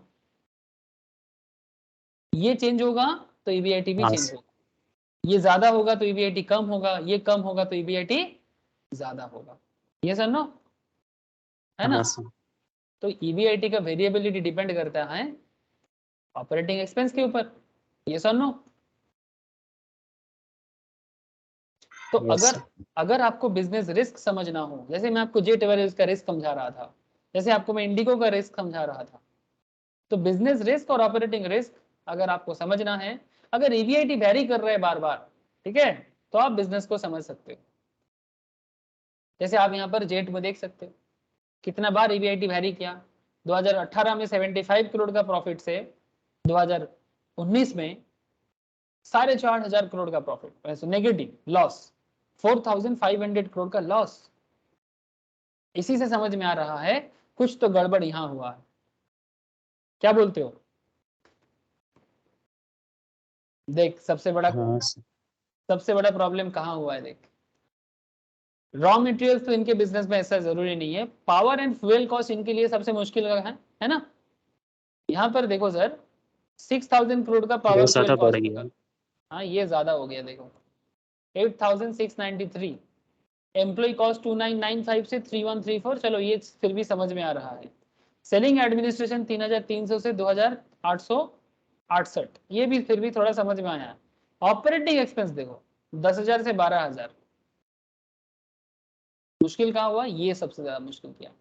6,000 से 8,000, 8,500, मतलब ऑलमोस्ट 1,500 से 2,000 करोड़ तो यहीं पर मुश्किल डाल दिया ना सर।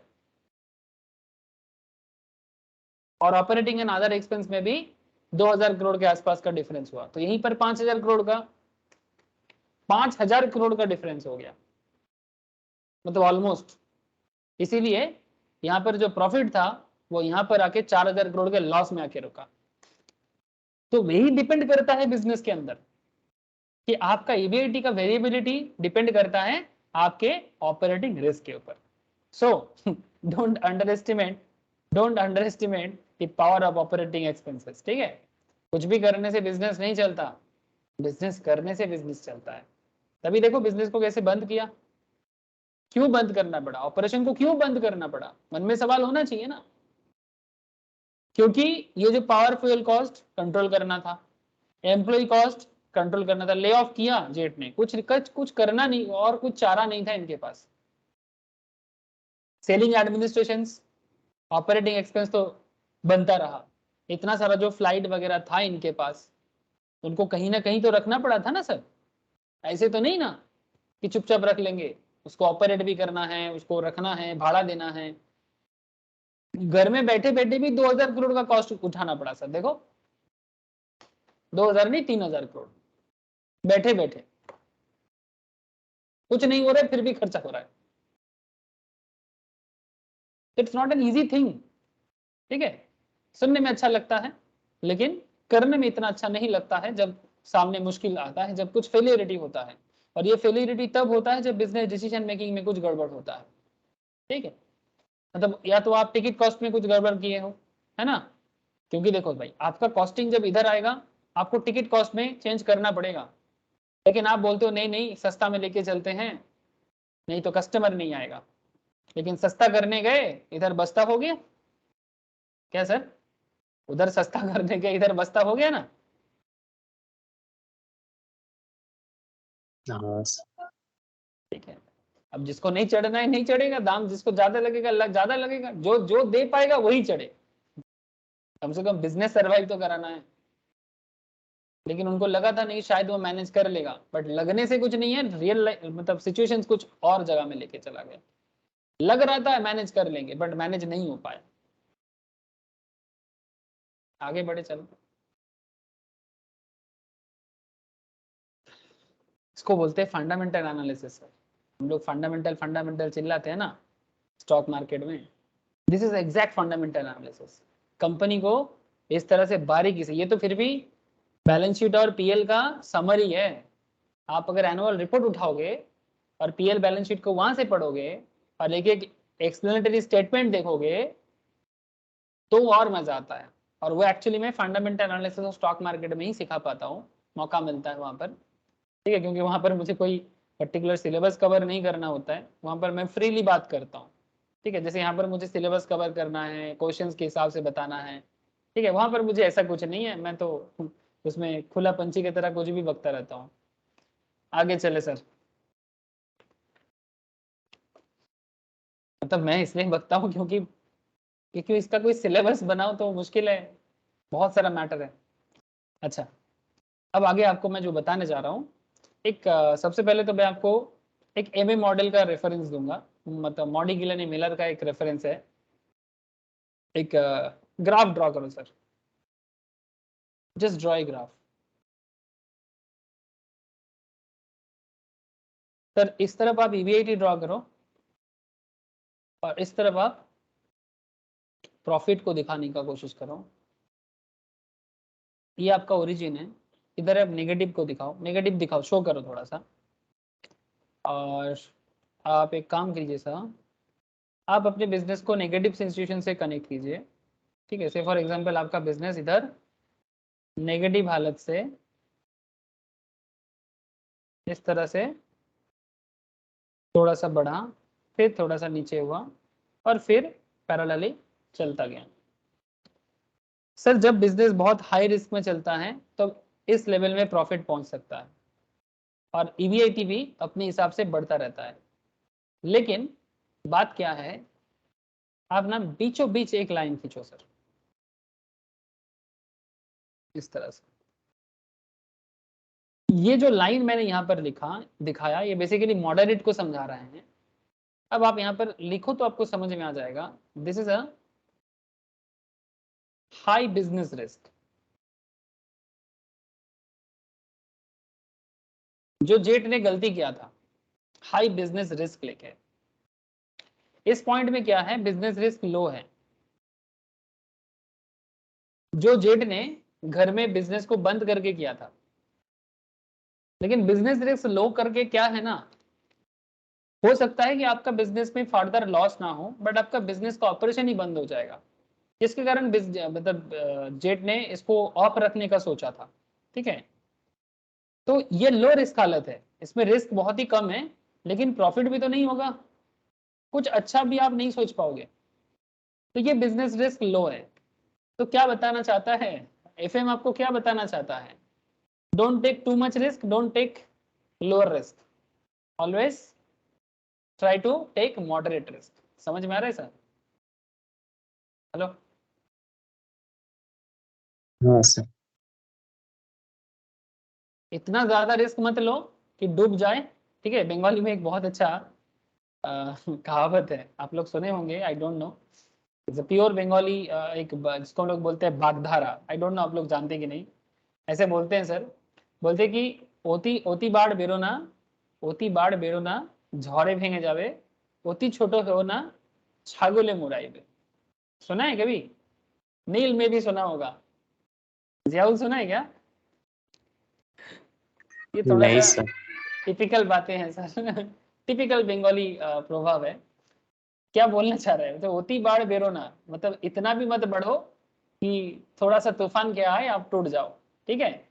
और इतना भी छोटा मत हो कि जो बकरी का बच्चा है ना, जो बकरी है जिसको चराने के लिए आते हैं वो खा जाए, ठीक है?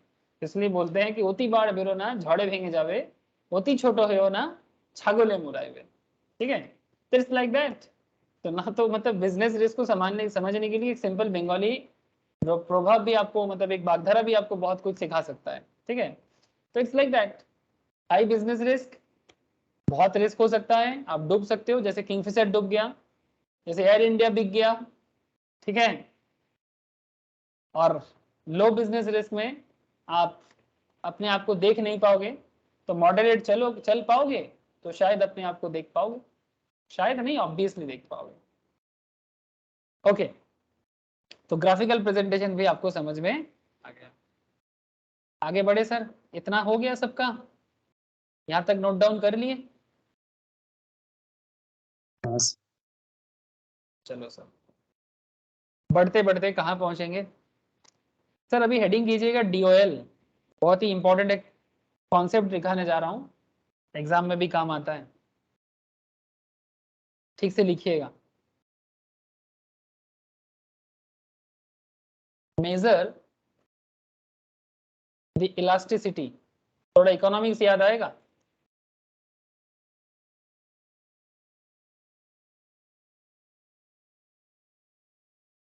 Major the elasticity of EBIT with respect to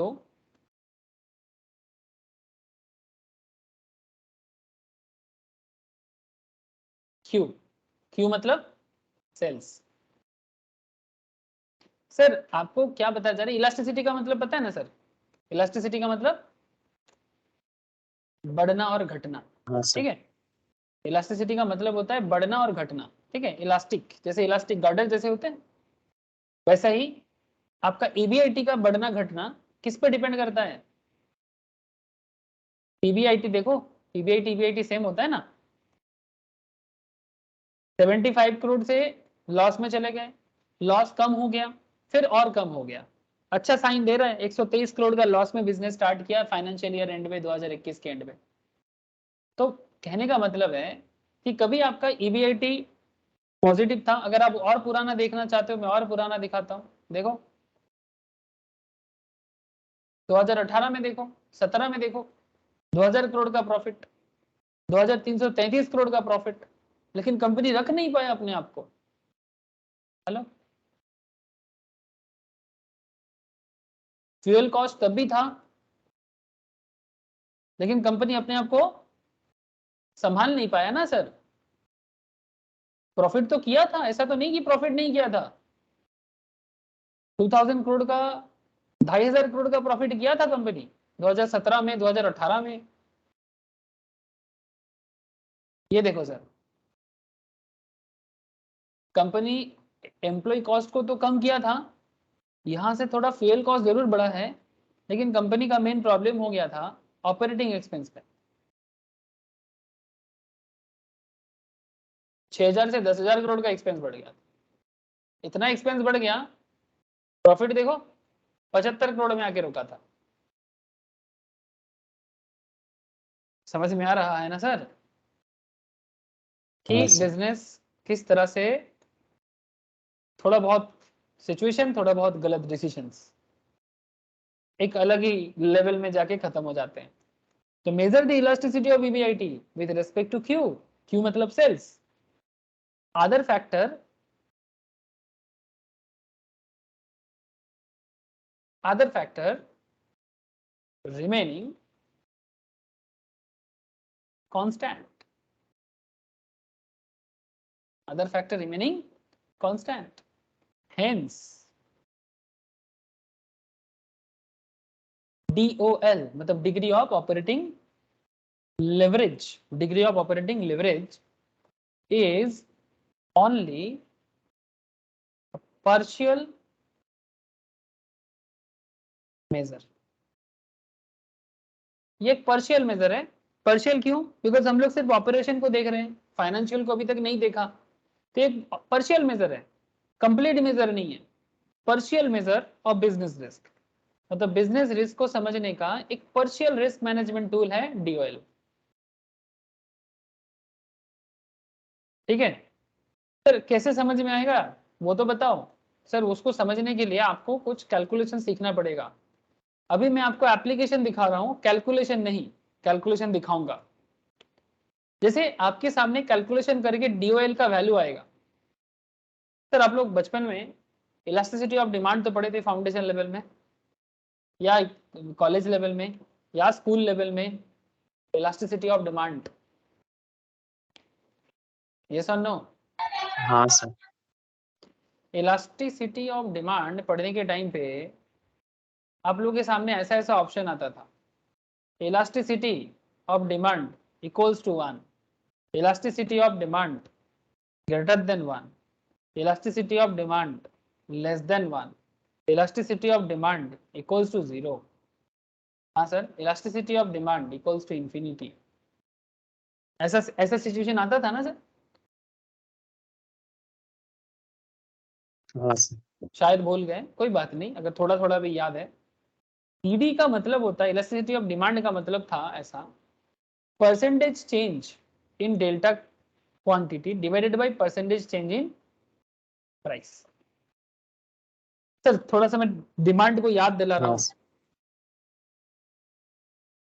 demand का मतलब यह था कि किसी भी प्रोडक्ट का 1% प्राइस चेंज के कारण, 1% प्राइस चेंज के कारण उसके क्वांटिटी डिमांड पे जितना प्रतिशत चेंज होता है, पॉजिटिव और negative, that is called elasticity of that particular product. किसी भी प्रोडक्ट का 1% दाम के परिवर्तन के कारण उसके डिमांड में जितना प्रतिशत परिवर्तन होता है, that is called elasticity of demand of that product.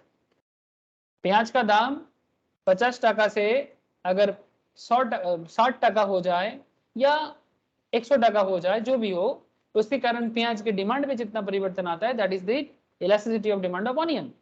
अब वो पॉजिटिव और नेगेटिव दोनों हो सकता है।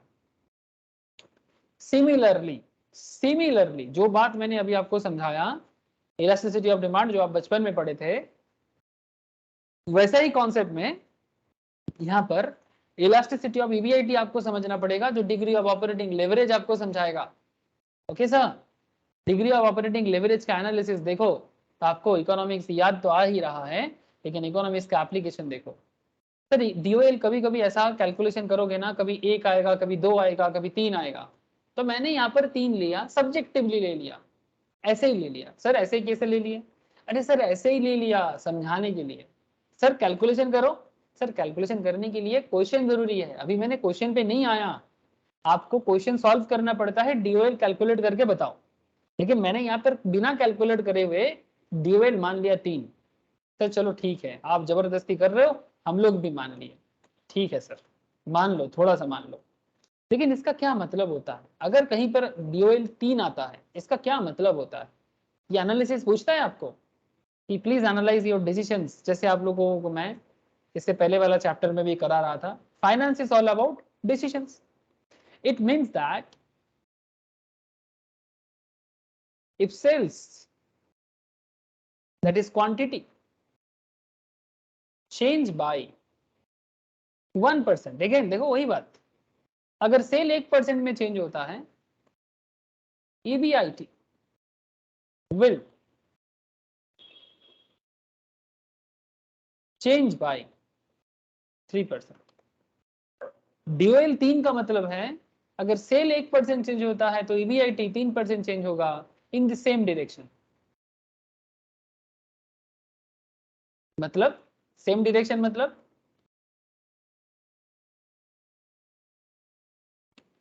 सेल बढ़ेगा तो EBIT बढ़ेगा, क्या बोलते हो? सेल कम होगा तो EBIT कम होगा, क्या बोलते हो?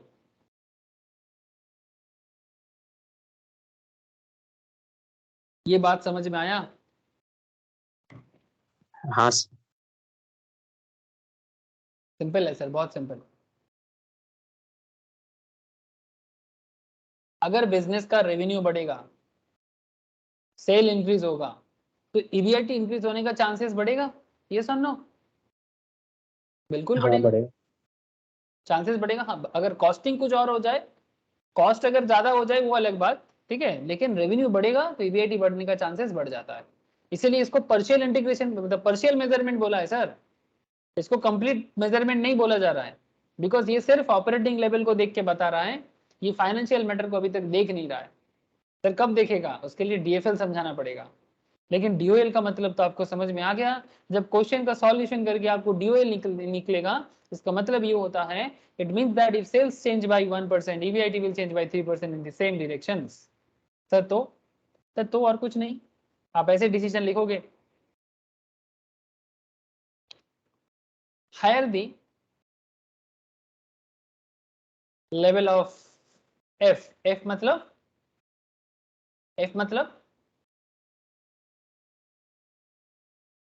बोलो सर।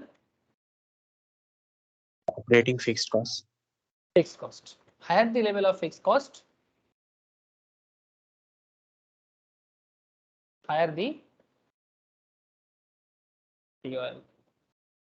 जब बिजनेस में फिक्स्ड एक्सपेंसेस ज्यादा होगा, इसका मतलब समझ लेना कि उसका ऑपरेटिंग रिस्क ज्यादा है, ठीक है। Higher the level of F, higher the टीओएल।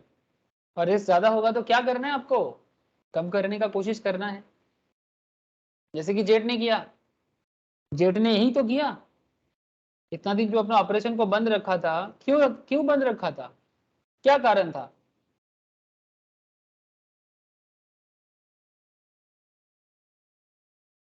अपना फिक्स एक्सपेंस को कम करने का कोशिश कर रहा था, ताकि बिजनेस को रिस्टार्ट कर पाए। क्लियर है बात? हाँ सर। प्रिया, नील, आप लोग हो तो आप लोगों को समझ में आया? हाँ सब Yes, sir. चलो सर नेक्स्ट कॉन्सेप्ट में चलते हैं। डीओएल तो समझ में आ गया है ना, यही है डीओएल का मतलब। अब आगे आगे कैलकुलेशन भी सिखाऊंगा, लेकिन पहले कॉन्सेप्ट बताते हैं ना। नेक्स्ट हेडिंग कीजिए, concept of financial leverage and financial risk.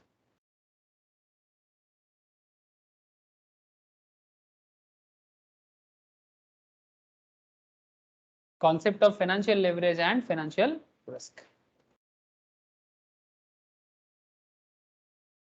Let us consider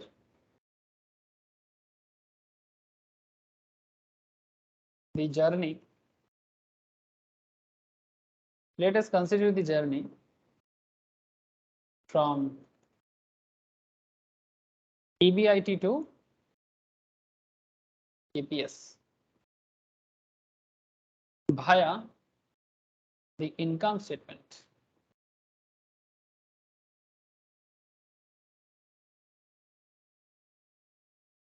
EBIT से कहाँ जाना है? EBIT से कहाँ जाना है सर? सर EPS तक जाना है, EBIT से EPS तक, ठीक है सर। EBIT से EPS मतलब PBIT टू EPS, ठीक है सर। हम लोग रेवेन्यू से EBIT तक पहुंचे, इसके लिए कौन सा चीज रिस्पॉन्सिबल रहा? DOL, DOL. ठीक है। अब EBIT से EPS तक पहुंचना है, इसके लिए क्या रिस्पॉन्सिबल होगा? डीएफएल। DFL, ठीक है। Thank you sir. अब डिग्री ऑफ फाइनेंशियल लेवरेज आपको किस तरह से समझना है, आपको देखो चलो बताता हूँ। अब जितना समय जाएगा थोड़ा सा ट्रिकीनेस बढ़ता जाएगा, हर चैप्टर में आप लोग ये चीज जरूर महसूस किए होंगे। तो let us consider the journey from EBIT to EPS via income statement. अच्छा मैं ये लिखा दिया था, बार बार एक ही चीज क्यों लिखा? Sorry sorry sorry sorry sir sorry sorry, आप लोग भी इसको छोड़ दो, डबल बार बोल लिया मैं, एक ही बात लिखा दिया था, sorry sir.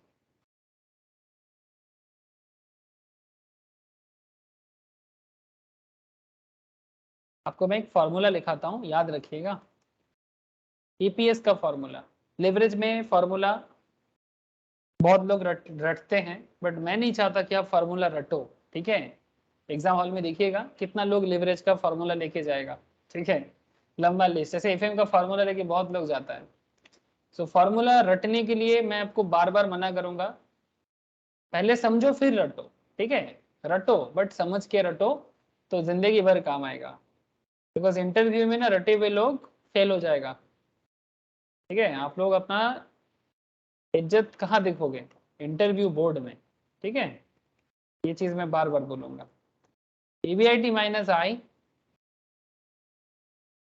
-1 minus T minus DP whole divided by n। Sir ये क्या है? सर देखो, ये बेसिकली ईपीएस का जर्नी बता रहा हूं मैं आपको, कैसे आएगा ईपीएस। सर EBIT से इंटरेस्ट को हटाओ, वहां से टैक्स को हटाओ, अगर प्रेफरेंस डिविडेंड है तो उसको भी हटाओ, नंबर ऑफ शेयर से डिवाइड कर दो, मिलेगा ना अर्निंग पर शेयर।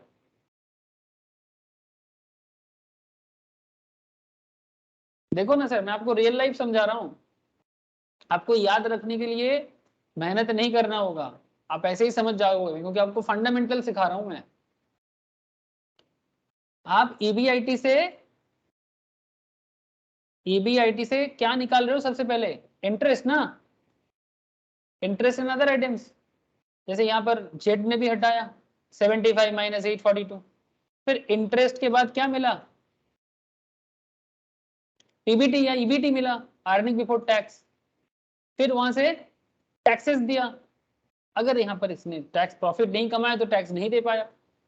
फिर आया उसका नेट इनकम, अगर प्रेफरेंस डिविडेंड है तो नेट इनकम से ही प्रेफरेंस डिविडेंड को भरेगा, और फिर उसको नंबर ऑफ शेयर से डिवाइड करेगा, तो जाके अर्निंग पर शेयर आएगा। समझ में आया sir?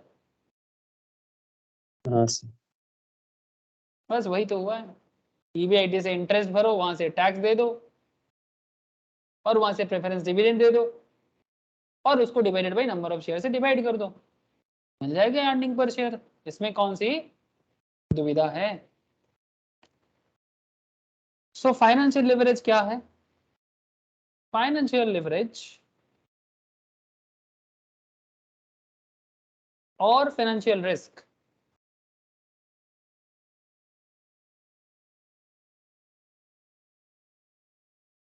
refers to the elasticity of what? Elasticity of EPS, ठीक है, अर्निंग पर शेयर का changes with respect to what? EPS किसके भरोसे चेंज होगा? सेल्स या EBIT? EPS EBI किसके? EBIT, thank you sir. EPS change होगा EBIT के कारण, इसलिए with respect to EBIT। Thank you sir. तो भी क्वेश्चन ऐसे निकलेगा, कैलकुलेशन करना सिखाऊंगा आपको। DFL equals to 2, sir randomly लिया मैंने, 3 भी हो सकता है, 4 भी हो सकता है, 5 भी हो सकता है। नॉर्मली ऐसे ही सिंगल नंबर ही ज्यादा होता है सर, क्योंकि परसेंटेज का मैटर है ना सर। तो DFL equals to 2, it means that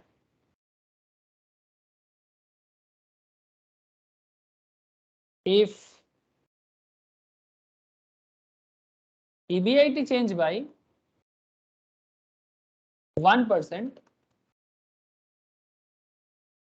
EPS will change by क्या होगा? बोलो। 2%. in the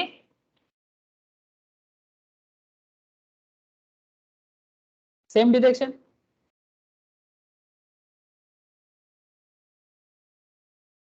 मतलब अगर बिजनेस प्रॉफिट बढ़ा रहा है, 1% प्रॉफिट बढ़ेगा।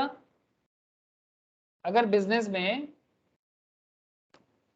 2% प्रॉफिट बढ़ेगा तो ईपीएस भी 1% बढ़ेगा। If EBIT will change by 1%, sorry, अगर प्रॉफिट 1% में बढ़ेगा तो अर्निंग पर शेयर 2% में बढ़ेगा। इसका मतलब है फाइनेंशियल लिवरेज 2 का मतलब, फाइनेंशियल लिवरेज 2 का ये मतलब है सर। सेकंड, ठीक है, 2 की जगह 3 हो तो उसका मतलब वही है, 4 है तो भी वही मतलब है। 1% ईबीआईटी के चेंज के कारण ईपीएस जितना परसेंटेज चेंज होगा वो उसका सेम डायरेक्शन पे डिग्री ऑफ फाइनेंशियल लिवरेज का मतलब है। तो क्या मतलब निकला सर हमारा? सर मतलब ये निकला, higher the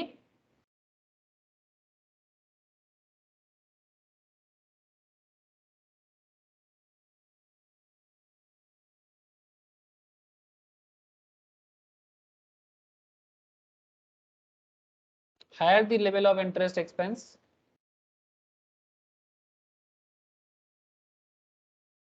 that is I, and pref dividend,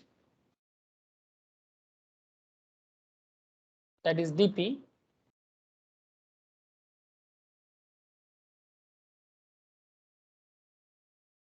higher the level of DFL। ठीक है, तो क्या मतलब हुआ सर? जितना बिजनेस में इंटरेस्ट एक्सपेंस ज्यादा रहेगा, जितना बिजनेस में इंटरेस्ट एक्सपेंस ज्यादा रहेगा उतना ज्यादा बिजनेस में फाइनेंशियल लेवरेज रहेगा और उतना उसका डीएफएल भी हाई रहेगा। तो क्या मतलब निकला? So financial leverage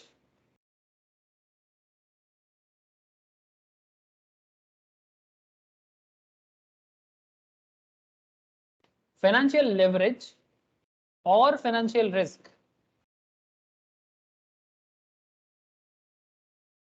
financial leverage or financial risk is also defined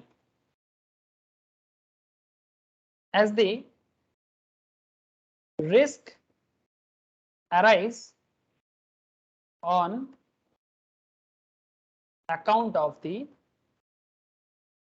use of debt। कुछ समझे आया? डेब्ट मतलब लोन। बिजनेस में ज्यादा लोन के कारण बिजनेस में जो रिस्क क्रिएट होता है वो उसका फाइनेंशियल लेवरेज है। जो प्रॉब्लम जेट को हुआ है, जो इंडिगो को हो रहा है, जो एयर इंडिया को हुआ था, जो बिग बाजार को हुआ है, हेलो सर बताइए, समझ में आया? हाँ सर।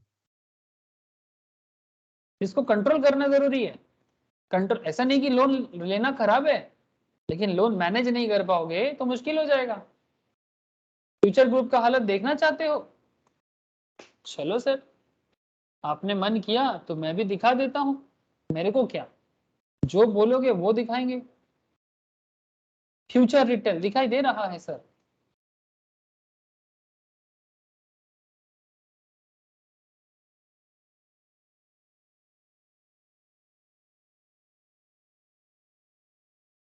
ये देखिए सर, फ्यूचर रिटेल इसी साल में एक टाइम पे 50 के आसपास चल रहा था, अभी 16 हो गया। 5 साल पहले का हालत देखोगे, कभी 600 का शेयर चल रहा था। देखो फाइनेंशियल्स को देखो, थोड़ा बैलेंस शीट को देखना चाहोगे? सर कौन मना करता है? सर करेंट एसेट इसका, सॉरी क्या हो गया, 10,000 करोड़ का करंट एसेट्स है, 12,000 करोड़ का लाइबिलिटी है, 12,500 करोड़ का।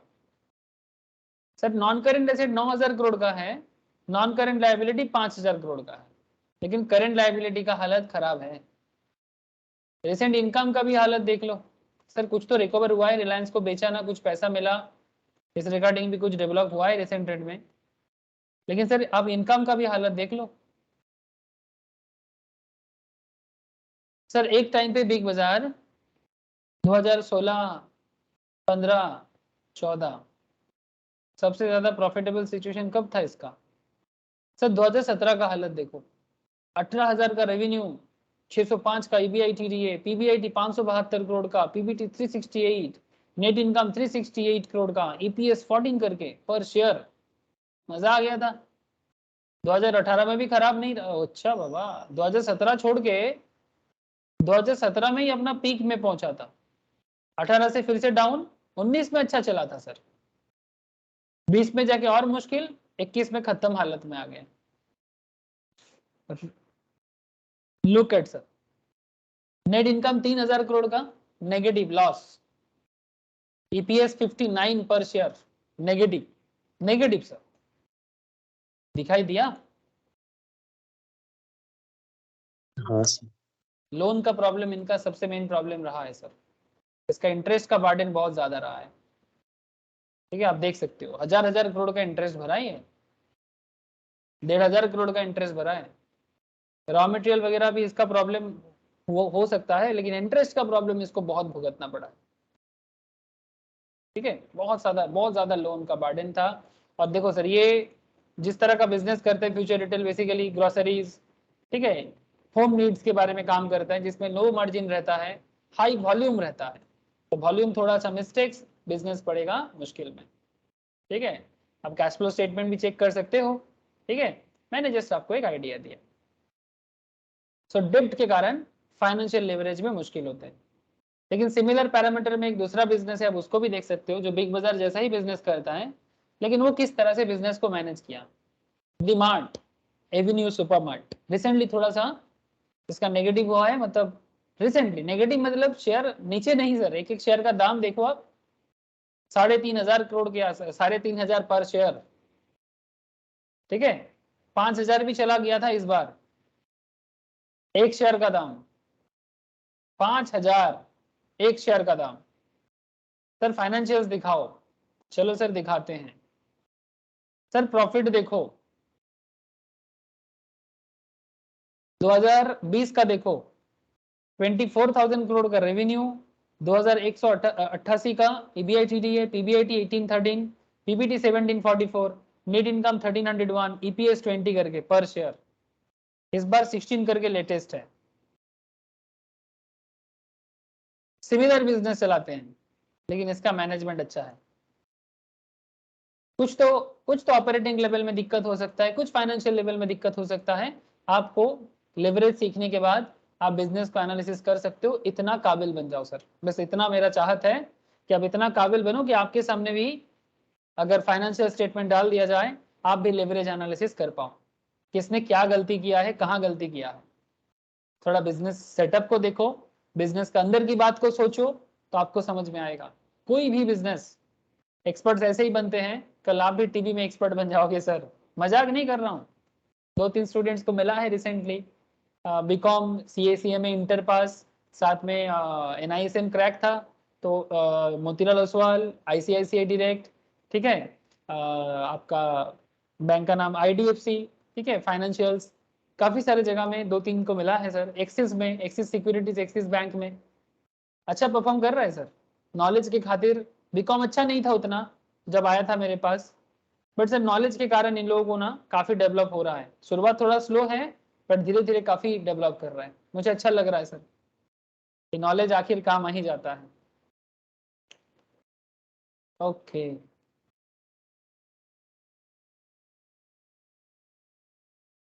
नेक्स्ट कॉन्सेप्ट ऑफ टोटल और कंबाइंड लेवरेज। सर DOL सीख लिए, DFL सीख लिए, थोड़ा कंबाइन भी जान लो।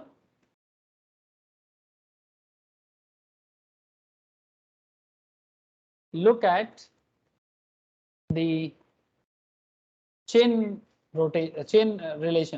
रिलेशन को देखो। सर क्या चेन रिलेशन है? सर बहुत सिंपल चेन रिलेशन है, थोड़ा सा समझना पड़ेगा, ज्यादा नहीं, बिकॉज आप सब कुछ समझ चुके हो। सर बिजनेस में सबसे स्टार्टिंग में रेवेन्यू आता है, दैट इज क्यू। क्यू से आपका नेक्स्ट स्टेज आता है EBIT, ईबीआईटी से आपका नेक्स्ट मेन स्टेज आता है ईपीएस। बीच में बहुत कुछ पड़ता है जो आपको पता है, लेकिन बात यह है सर क्यू से ईपीएस का जर्नी, मतलब सेल से ईपीएस का जर्नी, यस ना? क्या रे? सेल से हाँ सर। ईपीएस का जर्नी, ये आपका ओवरऑल जर्नी है बिजनेस में। तो क्यू से जब आपको ईपीएस का जर्नी तय करना पड़ता है, इसमें आपको कुछ रास्ता होके जाना पड़ता है। तो क्यू से ईपीएस का जर्नी के बीच में जो मेन पॉइंट आता है that is degree of operating leverage, ये रिस्क एरिया है। और ईबीआईटी से ईपीएस का जो जर्नी एरिया है वो डीएफएल है, दैट इज फाइनेंशियल लेवरेज। मैंने एग्जांपल दिया था आपको डीओएल 3, मैंने एग्जांपल दिया था डीएफएल 2। तो सर आपका डीटीएल क्या होगा? सर मैं आपको बोला था ये मल्टीप्लाई होता है, तो आप कॉमन सेंस में भी जवाब दे सकते हो कि 3 इंटू 2 6, क्या हो जाएगा? 6। सर ये तो कॉमन सेंस में हो गया, लेकिन एनालिटिकल पॉइंट भी है ना, वो भी बता देते हैं उसमें क्या है। Thus DTL is the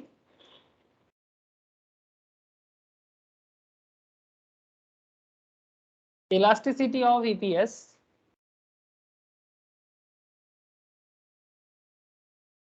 with respect to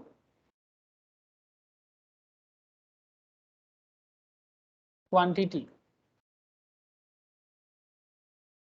quantity मतलब सेल्स, हाँ। ब्रैकेट में लिख दीजिएगा other factor remaining constant.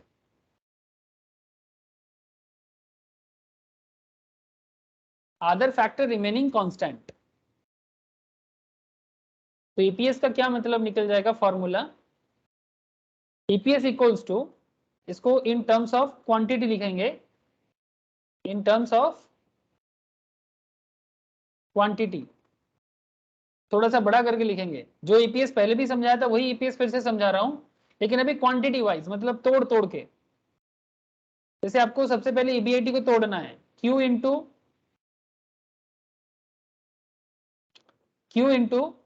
P minus V minus F minus I, third bracket second bracket close, into 1 minus T minus preference dividend whole divided by N।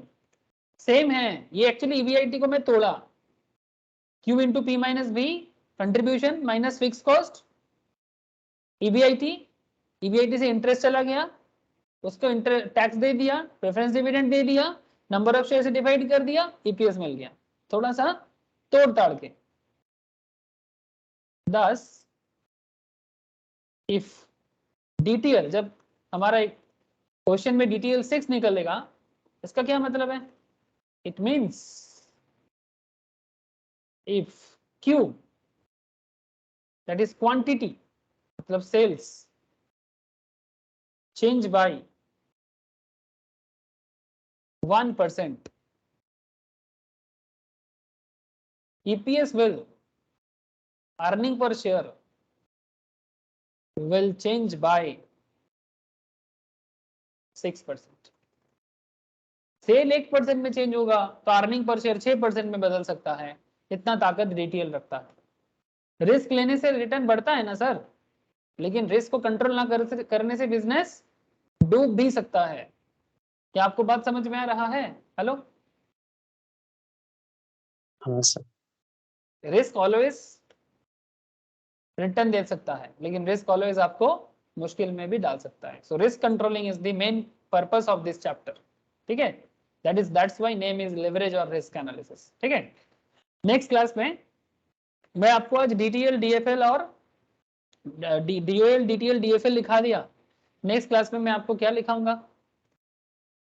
Next class में मैं आपको अलग अलग फॉर्मूला बताऊंगा, ठीक है, और क्वेश्चन सॉल्व करूंगा। Formulas and questions, important formulas, मतलब रटने का नहीं है, सब समझने का है, एंड क्वेश्चन आंसर।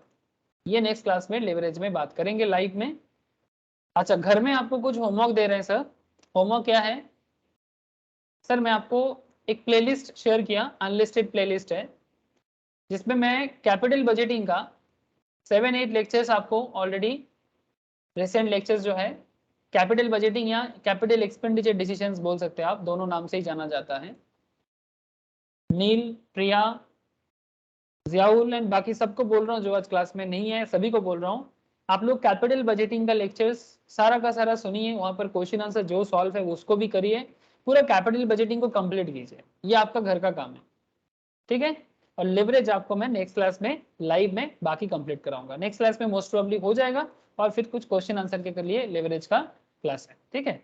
तो लिवरेज लाइव में कर लो और कैपिटल बजटिंग को घर में कर लो, फिर मैं वर्किंग कैपिटल को भी शेयर करूंगा, दोनों recording as well as live दोनों होगा, ठीक है। Capital budgeting and working capital ये दोनों इंपॉर्टेंट चैप्टर्स हैं, और एक थ्योरी का एक चैप्टर है सोर्स ऑफ फाइनेंस बोल के, वो भी मैं आपको शेयर कर दिया सर ऑलरेडी, ठीक है।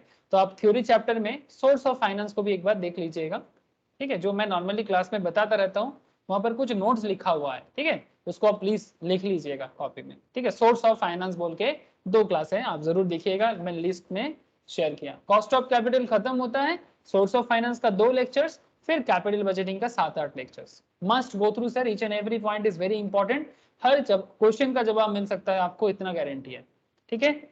नेक्स्ट क्लास में मैं आपको लेवरेज कंटिन्यू रखूंगा और वर्किंग कैपिटल फिर स्टार्ट करूंगा, ठीक है सर।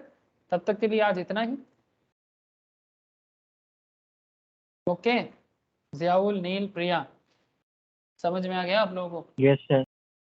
ओके ठीक है सब, ठीक है फिर, bye good sir. Night, okay tata good bye, night sir. Good night.